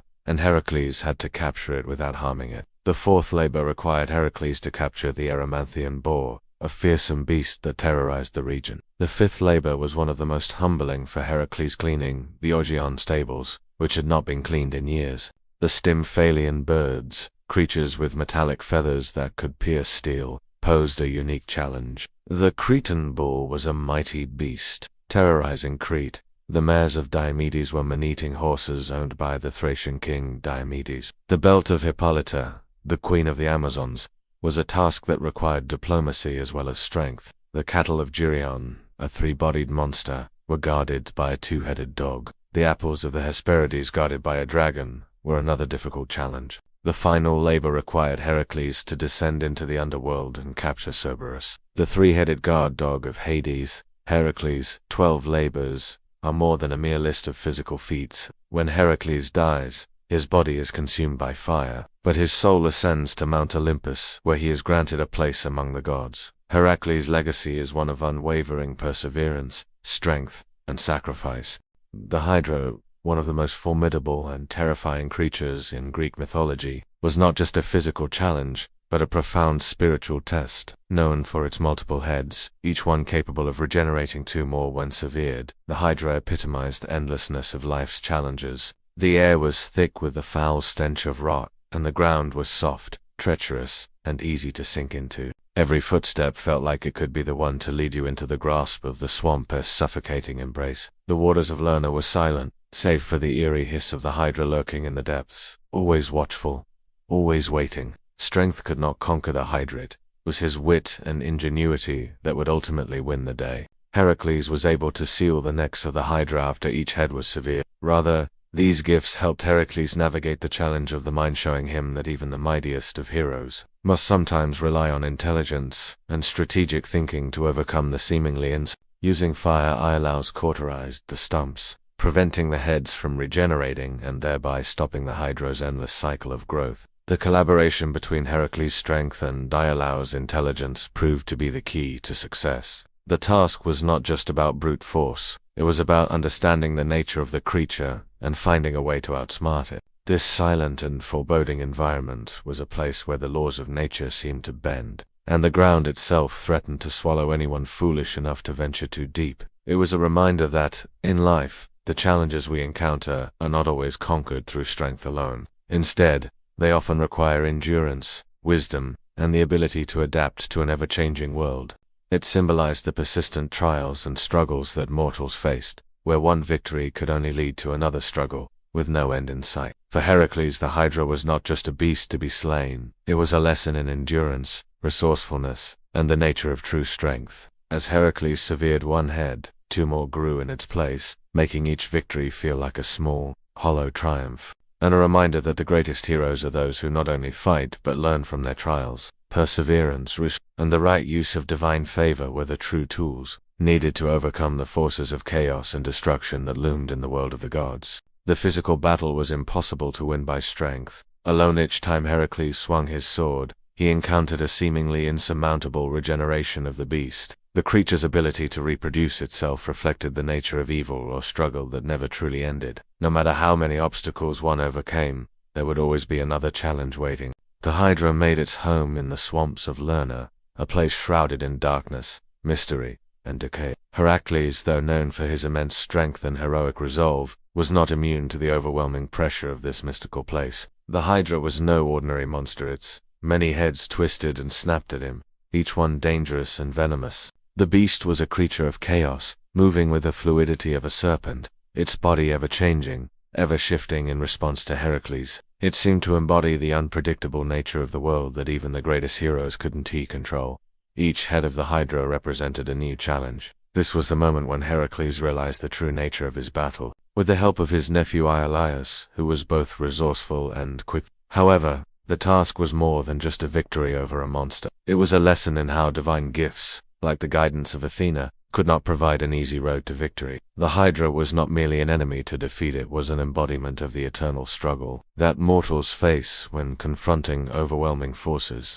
The Hydra's death, however, came with more than just physical triumph. It was a symbol of the ultimate victory over adversity. In the world of Greek mythology, few creatures stand out as hauntingly as Medusa, the Gorgon who embodies the delicate balance between beauty, vengeance, and the tragic consequences of divine intervention. Her tale is not merely one of a monster to be slain. Medusa was, in her earlier life, a priestess of Athena, known for her radiant beauty and pure heart. What was once a symbol of beauty becomes an embodiment of divine wrath, illustrating how beauty, once so cherished, can be corrupted into something far more terrifying. While Medusa had once been an innocent woman, her transformation into a Gorgon turned her into a terrifying figure, one that no mortal could face without risking their very life. Perseus' birth itself was steeped in divine prophecy and intervention. His father, Zeus, fathered him on Danae, a mortal woman, and her son was destined to defeat monsters and become a hero. These gifts, however, were more than mere weapons. They were symbols of divine favor, tools that would enable him to achieve victory where mere mortals would fail. Yet, in receiving these gifts, Perseus also bore the weight of the gods' expectations. He was not only fighting a monster but representing the god's will on earth.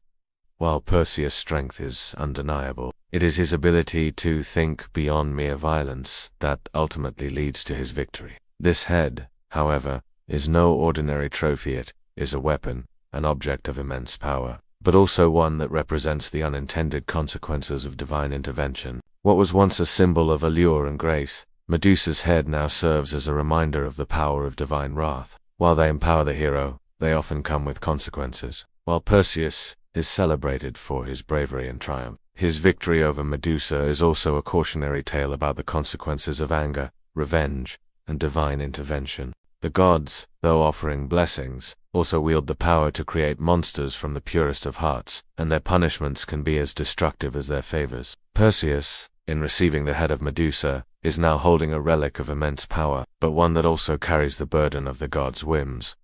Perseus' heroism is not just about slaying monsters, it is about navigating a world where the gods dictate fate, and where even the most glorious victories are tempered by the ever-present shadow of divine intervention. The head of Medusa, though a weapon of great power, is also a reminder of the price one pays when caught in the whims of the gods. The gods may offer gifts, but they come at a price that may not always be clear to the hero until it is too late. The head's gaze, which had once struck fear into the hearts of mortals, is now a force of justice in the hands of Perseus, who uses it to defeat those who wronged him. However, in wielding the power of Medusa's gaze, Perseus himself is reminded that beauty and death are forever intertwined in the world of the gods. Perseus uses Medusa's head to defeat Polydius, the king who had sent him on his perilous quest. By turning Polydius and his followers into stone, Perseus is able to avenge his mother's honor and free her from the king's. The slaying of Medusa was not an act of simple destruction, but a calculated maneuver, one that required precision,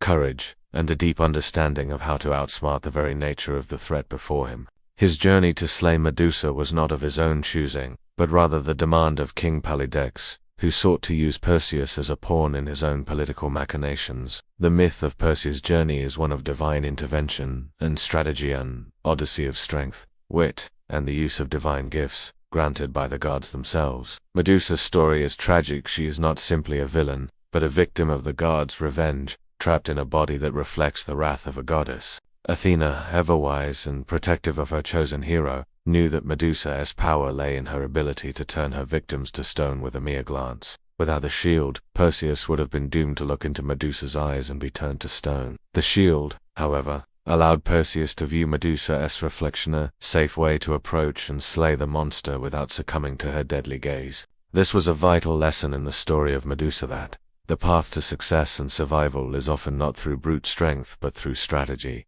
wisdom, and adaptability. Her curse is a reminder that in the world of the gods, there are no second chances, no forgiveness. The gods, particularly Athena, hold the power to change the course of a mortalist life with a single act of divine intervention. Medusa's suffering is a symbol of how divine anger, once unleashed, can transform mortality into monstrosity. However, after Poseidon violated her in Athena's temple, the goddess responded with anger. In her rage, Athena transformed Medusa's stunning hair into writhing snakes, her skin hardened into a grotesque visage, and her once kind eyes became capable of turning anyone who gazed upon her into stone. Medusa, once an innocent victim, became a monster, embodying the Greek belief that the gods could inflict cruel punishment not just for the actions of mortals, but also for their misfortune or sins committed by others, but a powerful symbol of how the gods' fury can transform even the most beautiful and innocent into agents of destruction. Medusa, once a beautiful maiden, was cursed by Athena into a monstrous form, her beauty twisted into a dangerous weapon. What was once the epitome of allure became a symbol of death. Her transformation underscores one of the most profound aspects of Greek mythology. The gods, though they can bestow gifts, are also quick to punish and destroy with a severity that knows no bounds. Medusa's curse is rooted in the divine jealousy of Athena. In Medusa's transformation, we see a profound moral shift. Enter Perseus, the mortal hero tasked with slaying Medusa as part of his quest. Perseus' quest, though marked by a single, seemingly impossible task, reveals the tension between the mortality of heroes and the divine favor that guides them. As Perseus set out on his quest, he was gifted with divine tools, a shield from Athena, a sword from Hermes, and winged sandals that allowed him to fly. The shield given to Perseus by Athena played a critical role in his victory. Perseus' encounter with Medusa also reflects the theme of indirect combat.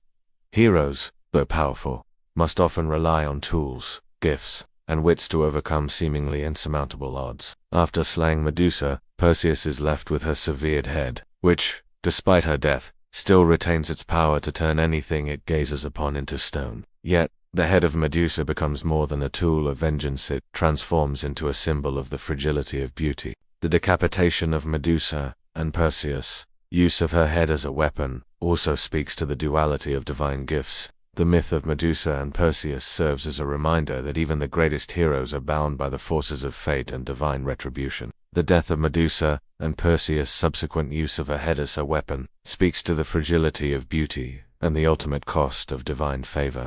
Among the most iconic creatures in Greek mythology is Cerberus, the three-headed dog who serves as the relentless and fearsome guardian of the underworld. His role as the keeper of Hades' gates is symbolic not just of death, but of the inescapable nature of the afterlife itself. Cerberus' task was to ensure that no soul could escape the realm of the dead, making him a creature whose very existence served as a reminder of death's finality. With his blood-red eyes, razor-sharp teeth, and terrifying bark that echoed through the dark chambers of the underworld, Cerberus became the very embodiment of the boundary between life and death. His presence instilled fear into those who sought to defy the natural order and the unyielding fate of mortality. In the realm of the gods and mortals, Cerberus was a permanent fixture of mortality. He stood as the final test, a symbol of death itself, and Heracles was tasked not with defeating him, but with taming him, thus demonstrating not the ability to overcome death, but to face it with courage and resolve. In Heracles' final labor, he was tasked not with killing Cerberus, but with capturing the beast of feet that presented not only a physical challenge but a profound philosophical one. The very notion of entering the realm of the dead was one of danger, uncertainty, and doom. Instead, Heracles had to subdue him, capture him alive, and bring him back to Eurydice. Cerberus, the guardian of the gates of death, was a beast of immense strength, a creature born of the darkest forces of the cosmos. His 3 heads, each one capable of delivering a lethal bite, and his ferocious temperament made him an impossible opponent. Yet Heracles, undeterred, used his physical strength and divine gifts to overpower the beast. The moment Heracles passed through the gates, the air changed heavy with the weight of the dead, thick with the scent of decay and the whispers of lost souls. Heracles did not destroy death, but instead, he tamed it, acknowledging that while death was inevitable, it could be faced with strength, courage, and resolve. It was a victory over the finality of death itself, a feat that only a hero like Heracles, favored by the gods, could accomplish. But the victory was bittersweet. Cerberus was not an enemy to be destroyed, but a force to be confronted, a reminder that death is something every mortal must face. Heracles' ability to return with Cerberus, alive and intact, marked the ultimate symbol of the hero's journey, to face what seems inevitable and live to tell the tale. The victory was not about overcoming the inevitable, but about confronting it, accepting it, and returning with it, a symbol of both human fragility and the immense power of the gods that allowed mortals to face their greatest fears. The atmosphere was oppressive, as though time itself moved differently here. In this place, the living were not welcome, and the dead were in perpetual stasis. The gods may have handed down this labor, but it was Heracles' strength and resolve that allowed him to succeed in the face of an adversary that represented the inevitability of mortality. The myth of Cerberus serves as a reminder that, even in a world where the gods control fate, the greatest heroes are those who, no matter how difficult the task, confront death with unwavering strength and courage. Few mortals had ever returned from such a place, and those who did were often haunted by the weight of what they had witnessed. But Heracles, ever the hero, approached the gates of Hades with determination. This labor, however, required more than just strength. It required a deep understanding of the world beyond. Cerberus was a creature of death, a guardian who could not be easily vanquished. Few mortals had ever ventured there, and even fewer returned. Yet Heracles' task remained clear. He had to capture Cerberus and bring him back to Eurystheus. But this was no simple task. In the underworld, nothing was ever as it seemed. The realm was filled with traps, illusions, and tests all meant to challenge not only the physical strength of a hero but his willpower, wisdom, and his ability to endure. The gates of Hades were said to be impenetrable, a passage that only the dead could travel. But in his ability to navigate the inevitable, to face death and return, not unscathed, but changed. It was a place of finality where no soul could escape and where the living dared not tread. The three-headed Cerberus, fierce and unrelenting, ensured that the cycle of life and death remained undisturbed. He guarded the pathway to the afterlife, ensuring that no living being could enter and no dead could leave. To face him was to confront death itself, not as an enemy to be defeated, but as a force to be understood, respected, and ultimately acknowledged. Heracles' journey to capture Cerberus is not just a test of strength. It is a test of his ability to face the inevitable and triumph over mortality in a way that few mortals could ever dream of. The underworld, where Cerberus resides, is a realm shrouded in eternal darkness and mystery. The immense significance of Cerberus lies in his representation of death's inevitability. The dog's three heads symbolize the three stages of life and determining mortals that the cycle is inescapable. With his sharp claws, barbed tail, and ferocious nature, Cerberus was the embodiment of the idea that death cannot be avoided. It must be confronted and ultimately accepted. His terrifying bark, which could echo through the darkened corridors of the underworld, was a constant reminder of the limits of mortal existence. Heracles' task to capture Cerberus became a momentous trial, not only because of the physical strength required to subdue such a beast, but because of the philosophical nature of his mission. To complete this final labor, Heracles journeyed into the underworld itself, crossing the threshold where even the bravest of heroes feared to tread. The gates of the underworld stood like a barrier between life and death, casting shadows over the living world. As he ventured deeper into this dark realm, the air grew heavier, thick with the scent of decay and the sound of distant whispers. It was in this dark realm, surrounded by the souls of the lost, that Heracles would prove that his greatest strength lay not in his ability to defeat enemies. When Heracles finally reached Cerberus, the confrontation was inevitable, but the task was not to kill the beast. The moment of capturing Cerberus was not one of glory but one of humility. When Heracles finally emerged from the underworld, Cerberus in tow, it was a triumph that symbolized more than the victory over a monster. For Heracles, Cerberus represented not just the final labor, but the human desire to conquer death, to defy fate, and to endure the suffering that comes with it. In Greek mythology, the monsters that heroes like Heracles and Perseus faced were far more than just obstacles to be vanquished. They were symbols of the natural forces, the capricious whims of the gods, and the inevitable challenges that mortals face in a world ruled by divine powers. Medusa, the Hydra, and Cerberus were not simply the monsters of legend. They represented the complex and often terrifying forces that governed life, death, fate, and the divine order. Each of these creatures embodies a different aspect of the trials mortals must endure, forcing heroes to confront their weaknesses, vulnerabilities, and the uncertainties of their lives. The Hydra, with its many heads that regenerated after being severed, symbolizes the endless struggle faced by mortals when they are confronted by challenges that seem to multiply in proportion to the efforts to solve them. Before her transformation, Medusa was a victim of Poseidon's assault in Athena's temple, but it was Athena's rage that cursed Medusa, turning her into a gorgon, with snakes for hair and a gaze that turned men into stone. Medusa, once a symbol of all that was pure and beautiful, was transformed into an instrument of destruction, a cautionary tale about the divine whims that could alter the course of a mortal-less life without warning or mercy. This multi-headed creature represents the constant battles with chaos and adversity, the obstacles in life that, no matter how many times they seem to be overcome, always seem to come back stronger and more insidious. Perseus, armed with gifts from the gods Athena's shield and Hermes' sword, did not confront Medusa directly, but used intelligence and reflection to avoid the fatal consequences of her gaze. The underworld, as a place where the souls of the dead resided, was a realm that demanded respect and submission to the laws of the afterlife. Heracles and Perseus, though divinely favored, were not immune to the chaos and trials that these monsters represented, and even the greatest heroes must face the forces of fate and divine power. In the next segment, we'll turn our attention to the gods themselves, examining how they lived in contrast to their mortal creations.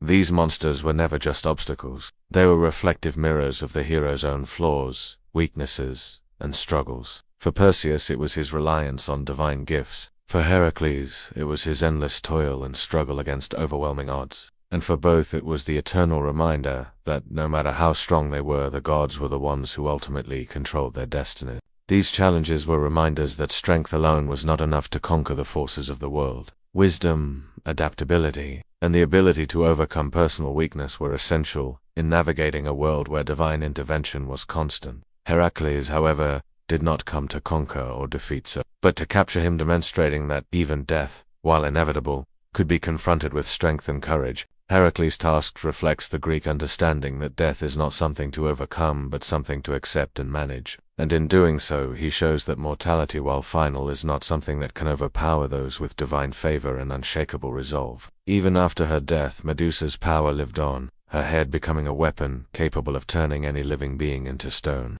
The head of Medusa reminds us of the complexity of divine punishment.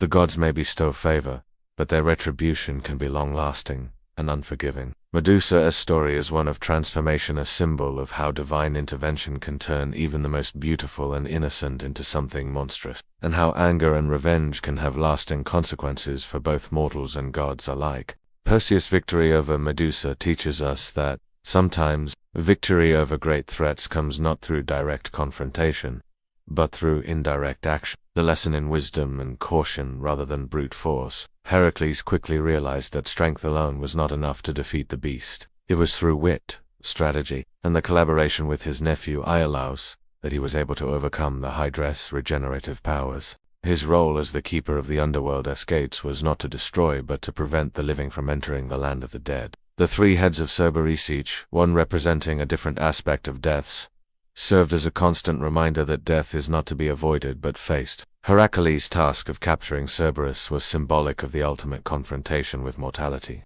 Fire was used to cauterize the necks after each head was severed, preventing the Hydra from reaching. This act of wisdom, choosing strategy over brute force, highlights the human necessity to adapt to seemingly impossible situations, and to learn from failure rather than relying solely on strength. For Heracles, the battle with the Hydra was not just a physical contest, it was a lesson in persistence and adaptability.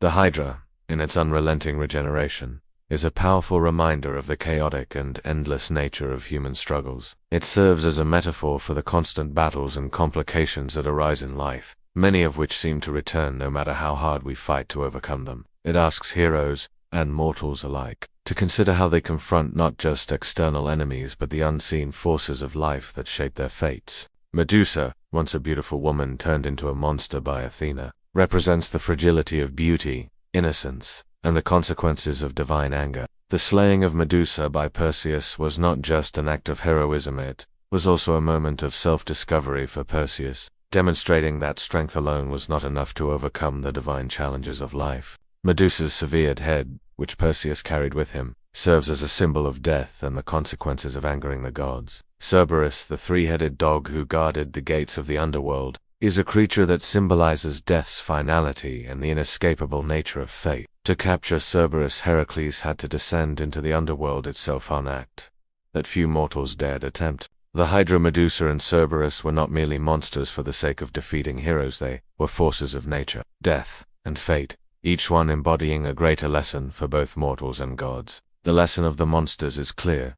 In the world of Greek mythology, life is an eternal battle. As we conclude this exploration of the monstrous and the divine, we see that the struggles of heroes, though triumphant, are always intertwined with divine influence in the eternal struggle of mortality.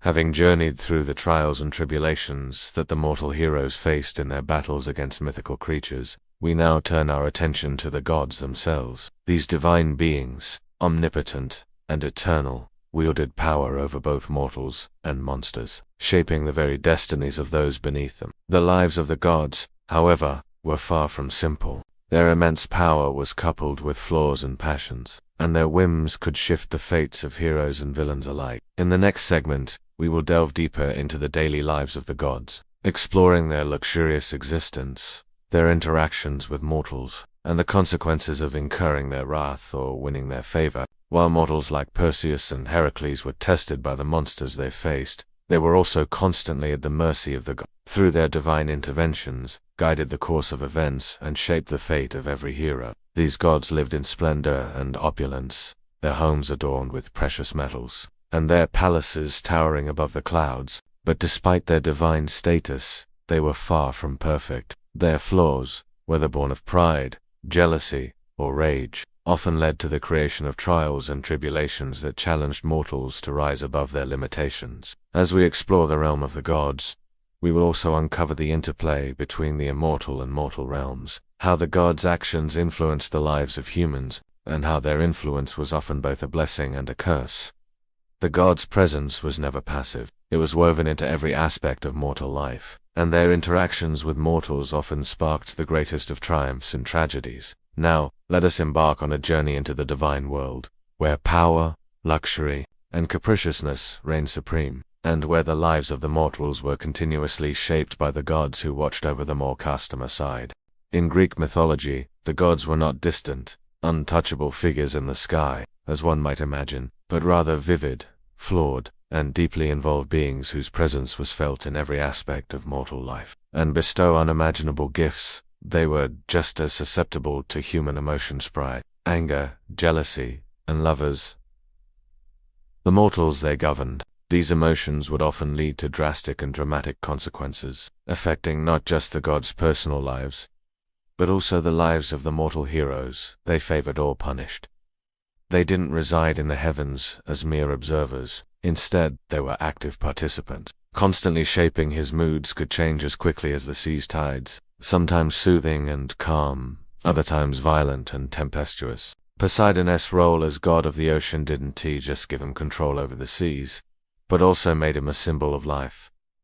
Uncontrollable forces there, very forces there, like the tides, could shift without warning. Poseidon's relationship with mortal sailors and heroes often reflected this nature. He could be a protector. When they took a liking to a mortal, they could elevate that individual to unimaginable heights. The more the gods interfered, the more the hero had to prove his worthiness. Perseus's slaying of Medusa was a great victory, but it was the gods' gifts that allowed him to succeed. Similarly, Heracles' 12 labors were less about his inherent strength and more about divine intervention and divine expectations. Heracles, for example, was favored by Zeus and Athena, and his labors were in part a result of divine guidance and protection. Examining how the gods' actions not only shaped the lives of heroes, but also crafted the very structure of the universe, from their capricious nature to their immortal influence. The gods were both guides and destroyers, pushing the limits of what mortals could achieve and, at times, reminding them of their inevitable end. The gods would give their heroes weapons, advice, and divine assistance to ensure their success, and yet, this divine favor always came with a shadow of consequence. Heroes could only go so far before their human flaws collided with the gods' expectations, helping a hero reach his destination, but just as easily he could become an adversary, sending storms to wreck a ship if angered, and reshaping the lives of mortals, their fates intertwined with the whims and desires of these divine entities. Arachne, a mortal who dared challenge Athena's weaving, was transformed into a spider as punishment for her arrogance. Niobe, who boasted of her many children, was punished by Apollo. The gods' involvement in mortal affairs was as profound as it was volatile, and their favor or wrath dictated the fates of mortals, often altering the course of history. For the gods, mortals were more than just subjects. They were the tools by which the gods' stories and legacies were created. And Artemis, resulting in the deaths of all her children, a lesson in humility and the harshness of the gods' will. The gods didn't simply rule over the earth, they acted within it. It wasn't just about wrath or love, it was about balance. The gods were unpredictable, and their interference was as often destructive as it was helpful. Their favors did not come without strings attached, and their punishments could be severe, as they were quick to remind mortals of their place in the grand scheme of the cosmos. To them, mortals were not just subjects to be ruled, but playthings, occasionally subject to the gods' mood swings and desires. One of the greatest traits of the gods was their ability to bestow favor, and curse mortals at a moment's notice, and this was perhaps most apparent in how they engaged with the heroes of myth. Their lives were often filled with passion, drama, and interpersonal conflicts that mirrored the very qualities that defined human existence. She tested them, ensuring they earned her assistance. Similarly, Apollo, the god of music, poetry, and prophecy, bestowed his wisdom on mortals. But when crossed, he could punish them without mercy, as seen with the tragic story of Marsyas, who dared to challenge Apollo's musical skill. Apollo's wrath came not just in punishment, but in the long-lasting consequences that reflected his divine control. The struggles of the gods became the struggles of mortals, and the mortals' triumphs or failures were often reflections of the divine intervention or disfavor they encountered. In the world of the gods, there were no guarantees, no permanent lines of distinction between good and bad. The gods could bless with one hand and curse with the other, often without warning, and for reasons that mortals could neither predict nor understand. While the gods had incredible power, often seen in their ability to control nature, shape destinies, Zeus, the king of the gods, controlled the skies and wielded thunderbolts as tools of divine justice and vengeance. Yet, even with his immense power, he was consumed by desire, often intervening in mortal affairs to satisfy his passions. Though her realm was one of domestic harmony, her constant battles with Zeus' infidelities revealed the deep emotional turmoil within the divine family. She could be loving and protective, particularly when it came to her son, Ares, but her wrath was legendary, especially against mortals who she perceived as threats to her divine order.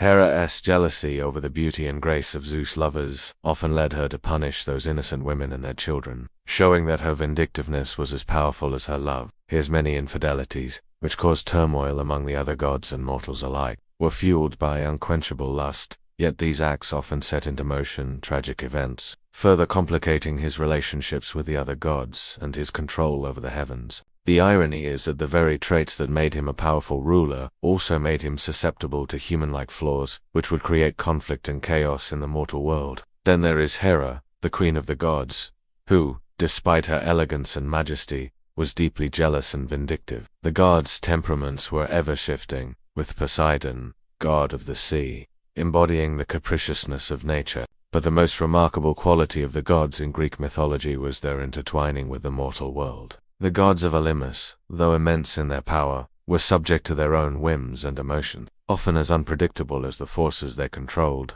Athena, for example, favored Perseus and Odysseus, guiding them with wisdom and offering gifts that would help them in their quests. But the gods could be just as fickle in the opposite direction. While divine favor could grant a hero great strength and the tools to complete monumental tasks, it often carried an inevitable cost. Divine wrath, on the other hand, often had devastating consequences. These moments of divine punishment often came with the realization that mortals were nothing more than pawns in the hands of gods who played with their lives for sport. In Greek mythology, the gods and mortals were inextricably linked. As we continue our journey through the world of Greek mythology, we will explore the deeper contrasts between the divine and the mortal. The gods of Greek mythology lived in a world far removed from the hardships of mortal existence. Their homes, perched atop Mount Olympus, were not humble abodes, but grand palaces that shimmered with the light of endless luxury. Picture their elegant halls, their golden pillars, and vast banquets where ambrosia and nectar flowed like rivers, bringing immortality and strength to all who participated. The air would be filled with the scent of delicate perfumes and the music of divine voices, echoing the never-ending indulgence of the gods. In this world of divine luxury, the gods knew no hunger or poverty. They were free from the struggles that defined mortal life. Heracles' labors were not only a test of strength but also a punishment driven by Hera's fury, and in this divine rivalry, mortals paid the price. His efforts to balance love, power, and family created complex dynamics that not only shaped the divine world, but also affected the mortal realm in unpredictable and often tragic ways. There was no worry of famine, no need to toil for sustenance. With a thunderbolt in hand, Zeus commanded not just the skies, but also the fate of gods and mortals alike. Yet, as cruel as Hera's actions were, they were often driven by a need to maintain the divine order, a reflection of the gods' tendency to enforce their will at any cost. Aphrodite, the goddess of love, had her own share of conflicts and rivalries. He was capable of assisting mortals, guiding them safely across treacherous seas, but, when angered, he could unleash devastating storms and floods, drowning ships, and causing mayhem. Poseidon's intervention in mortal affairs was often dictated by his emotions, whether he was appeased or angered by those who invoked his name. But Hera's obsession with power and her discomfort with her husband's infidelities created a complex dynamic, one that reverberated in the lives of both gods and mortals. They could lift mortals to great heights or bring them to destruction, depending on their mood, their affections, and their whims. His role in the myths involving heroes like Perseus and Odysseus reveals how deeply connected the gods were to the mortal realm. Poseidon's retribution against Odysseus for blinding his son. The Cyclops, Polyphemus, delayed Odysseus, returned to Ithaca, showing that even the gods' personal feelings could have far-reaching consequences for mortals. The balance of love and anger, favor and punishment, governed much of her divine reign. They were as driven by their desires and passions as the mortals they shaped. Their wrath could bring about ruin, but their favor could make someone a hero. One prayer could earn favor, while a single misstep could bring divine punishment. As we've seen in the lives of Perseus, Heracles, and many others, the gods' involvement was not always predictable. In the hands of the gods, the destinies of heroes and ordinary people alike were shaped by both divine intentions and the passions of the gods themselves. Athena, with her wisdom, gave strength to Odysseus, guiding him through perilous challenges. Apollo brought healing, but his anger could bring destruction. While Hera's wrath seemed personal, it was also part of a larger dynamic of control and vengeance in the divine realm. However, her beauty and power were often overshadowed by the jealousy she felt toward Zeus' many lovers. Hera's emotions were never far from the surface, and her wrath was swift and unforgiving. When Zeus fathered children with mortal women, Hera's vindictive nature led her to punish both the women and the children, ensuring that their lives were filled with hardships. Like the ocean he controlled, Poseidon's nature was volatile and unpredictable. His moods could change as swiftly as a storm, and his divine powers over the seas made him a figure to both admire and fear. Poseidon's influence extended far beyond the oceans. He could create storms or calm the seas, and his actions were often tied to the fate of sailors, merchants, and entire nations. His gifts could give life, but his wrath could bring devastation. While he was distantly revered, he was also driven by his desires. Zeus' numerous affairs with mortal women were infamous, and often led to both great acts of creation and divine wrath. Hera, his wife, often found herself jealous of his attention to others, especially to the mortal women who bore his children. His affairs created a constant rift in their relationship, and Hera's wrath often spilled over to affect the lives of mortals who were linked to Zeus. His strength and authority were unmatched, and his will shaped the very fabric of the universe. Whether punishing the wrongdoer or rewarding the virtuous, Zeus' power was absolute. His voice could shake the heavens and earth, and when he spoke, the world trembled. Instead, the gods reveled in their abundance, enjoying endless feasts and pleasures that most mortals could scarcely imagine. In the palaces of Olympus, lavish banquets were served by the nymphs, and the gods reclined on plush cushions, attending to nothing more than their desires. Their existence was one of absolute comfort, their lives dictated not by need but by the whims of the gods themselves. Yet, despite their immortality and indestructible nature, the gods' existence was far from simple. Power, passion, and conflict were just as much a part of their daily lives as the opulence surrounding them. Even the greatest god Zeus, Hera, and Poseidon were constantly embroiled in emotional struggles, conflict with one another, and tensions that affected both their divine and mortal realms. At the helm of Olympus, there was Zeus, the king of the gods and ruler of the heavens. However, Zeus was far from a cold, distant figure. His immense power was tempered by his passions. The most famous of these children was Hera, whose very existence was a source of great tension between Zeus and Hera. In this way, Zeus' immense power often came at the cost of personal conflict and divine struggles. Hera, the queen of the gods and wife to Zeus, was often depicted as regal and beautiful, an embodiment of both wisdom and vengeance. Take, for example, the myth of Heracles. Hera's hatred for him was so great that she tried to destroy him at every turn, sending him on his 12 labors as a punishment for being born of Zeus' infidelity. This jealousy, however, was not exclusive to Hera. Another major player in the realm of the gods was Poseidon, the god of the seas, earthquakes, and horses. The duality of Poseidon's character is reflected in his role as both a protector and punisher. But Poseidon's impact was not only seen in the powerful forces of nature. Despite their grandeur and strength, the gods were not always in control of their own lives. The gods' power was constant and absolute, yet it was wielded with all the flaws of their human-like nature. For mortals, this was a world where the gods' decisions were like. For the mortals of ancient Greece, the gods were ever present, their influence ubiquitous and unpredictable. The gods were not distant, impersonal deities residing high above in the heaven. Instead, there were beings who actively shaped the world of mortals, guiding them with favors, or casting them into ruin with wrath. Mortals' lives were bound by this ever-present connection to the divine, and their relationship with the gods was one of constant negotiation, delicate balance of fear, reverence, and hope. Imagine yourself as a mortal in this world, where every action, whether it's a simple prayer, a sacrifice, or even an unintentional slight, could change the course of your life forever. The gods were not predictable, nor were they bound by human morality. Each labor was not just a test of his physical strength, but also a result of divine judgment. Divine wrath was not an abstract concept in Greek mythology, it was an immediate, overwhelming force. If a mortal angered a god or failed to show the proper respect, they might find themselves suddenly beset by misfortune or disaster.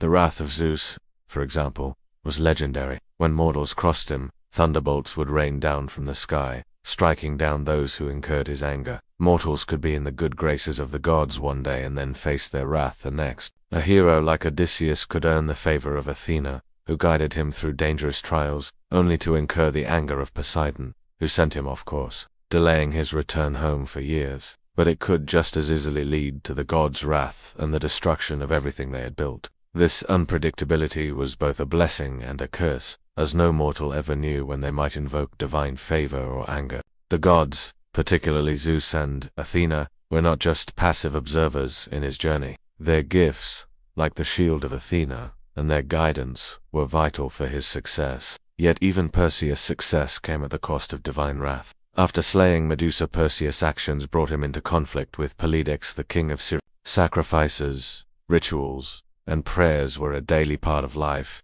as mortals tried to align their lives with the whims of the gods. While the gods could offer blessings, their interference was unpredictable. Favor could turn to wrath in an instant, leaving mortals to navigate a world shaped by divine whims and forces far beyond their control.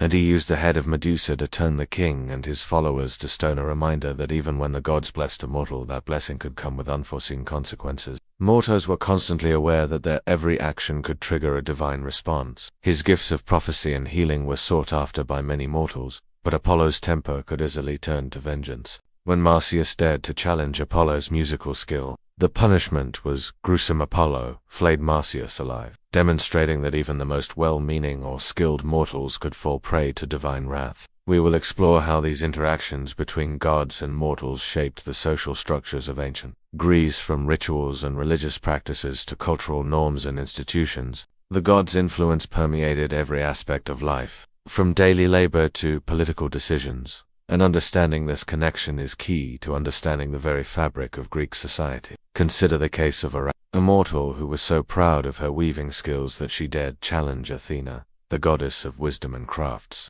Athena, angered by Arachne's hubris, transformed her into a spider, a tragic reminder of how quickly the gods could turn divine displeasure into a harsh consequence. Yet Heracles' task was not just about proving his strength, it was about enduring the gods' struggles, tests, and punishments. The hero's great deeds were forever shaped by the gods present, both in his triumphs and failures. Their actions were often capricious, and the consequences of offending them could be severe. Yet, despite this fear, mortals still sought the favor of the gods, hoping that a small act of reverence might bring them blessings. This was a world where divine power was both a source of comfort and terror. The gods, with all their power, demanded constant attention and devotion. Mortals, in turn, had to live their lives under the shadow of ritual and sacrifice. This relationship wasn't based on simple worship alone, but on a dynamic give and take between the gods and the people. Sacrifices, whether food offerings, burnt offerings, or the blood of animals, were common ways in which the Greeks showed their reverence. Mortals would build altars, create shrines, and offer what they had to the gods, in hopes of receiving favor. These offerings were deeply symbolic, not just of respect but of an understanding that the gods held ultimate power over life and death. The ritual was not always about large, dramatic acts of devotion. Even in the smallest gestures, such as the quiet murmur of a prayer whispered at dawn, or the scent of burning incense rising from a temple, mortals were constantly reminded that their lives were part of a larger cosmic balance, one controlled by the whims of the gods.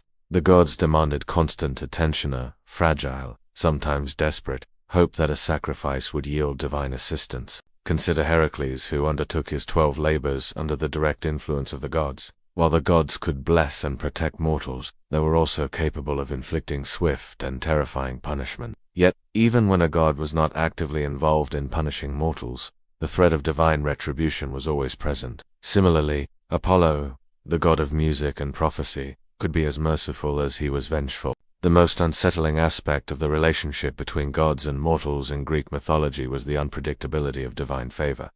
Take, for example, Perseus. The gifts he received from the gods' winged sandals from Hermes. The shield of Athena allowed him to defeat Medusa and carry out his tasks. For mortal kings and common citizens alike, life was often a gamble. The God's favor could turn the tide of a battle or save someone from imminent death. This cycle of hoping for divine favor and fearing divine punishment dominated mortal life in the ancient Greek world. As we turn to the final segment of this journey through Greek mythology, in the realm of Greek mythology, the gods were not abstract entities removed from the lives of mortals. Instead, they were deeply intertwined with the very fabric of human existence, constantly interacting with those who lived on earth. While they lived in opulence on Mount Olympus, their influence reached far beyond their divine palaces. Unlike many other gods who acted out of sheer emotion or desire, Athena's influence on mortal affairs was rooted in wisdom and reason. It was she who gave him the shield, allowing him to view Medusa's reflection and avoid being turned to stone. It was also Athena's wisdom that led Perseus to use strategy and wit, rather than brute strength,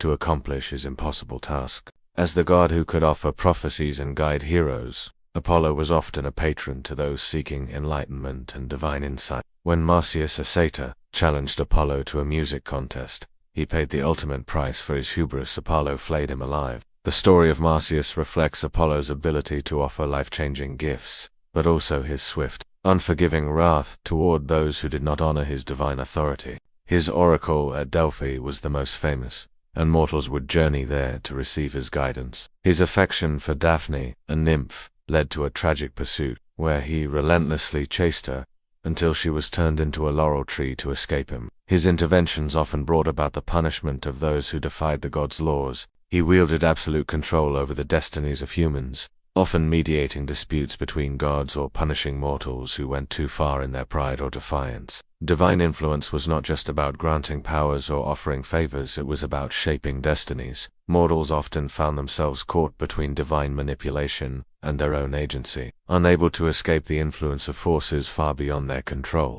Prometheus, the titan who defied Zeus by giving fire to humanity, was punished with eternal torment, a reminder that no one could defy the will of the king of the gods without consequence. In contrast, his revenge on the mortal Hyacinth, whom Apollo accidentally killed, created the flower that bears his name, a symbol of regret, loss, and the cyclical nature of the gods' influence on the mortal world. The gods did not simply sit on their thrones in Olympus. They were directly involved in the wars of mortals, the struggles of heroes, and the everyday lives of ordinary people. Divine intervention was a powerful force, shaping the lives of mortals in ways that no human could resist. Yet, Apollo's ability to offer guidance did not always come with benevolence. His gifts could quickly turn into curses for those who crossed him. The heroes of Greek mythology were never just individuals striving for greatness. They were always puppets of divine power, caught between fate and the gods, often unpredictable whims. While Athena offered him guidance, Poseidon's anger over the blinding of his son,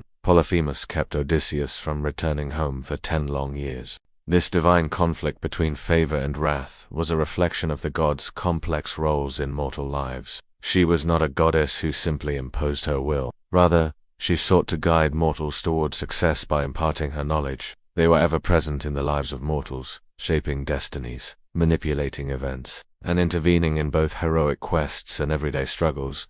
The gods' involvement in mortal affairs was unpredictable and often capricious. As the god of law, justice, and order, Zeus held the scales of divine power, weighing the actions of both gods and mortals alike. His thunderbolts symbolized the sheer force of his authority, capable of both punishment and protection. They could act as protectors, providing guidance and assistance, or as punishing mortals for minor slights or perceived offenses. His numerous affairs with mortal women led to the birth of many famous heroes, including Perseus.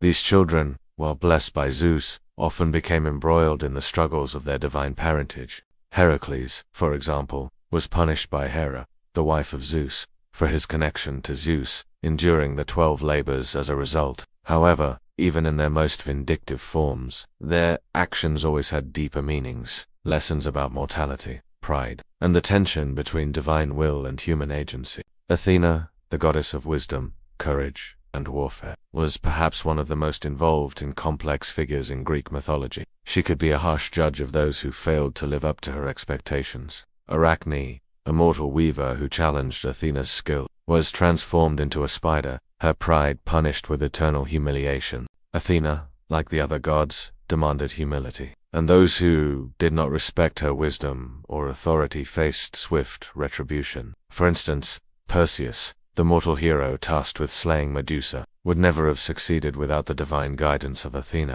Yet, despite Athena's wisdom, her interventions were not always without consequences. Apollo, the radiant god of light, prophecy, and music, was another deity whose influence on mortals was both blessing and curse. Apollo was quick to anger, and even quicker to punish those who disrespected him or took advantage of his gifts. Apollo's interactions with mortals were often governed by his intense emotional responses.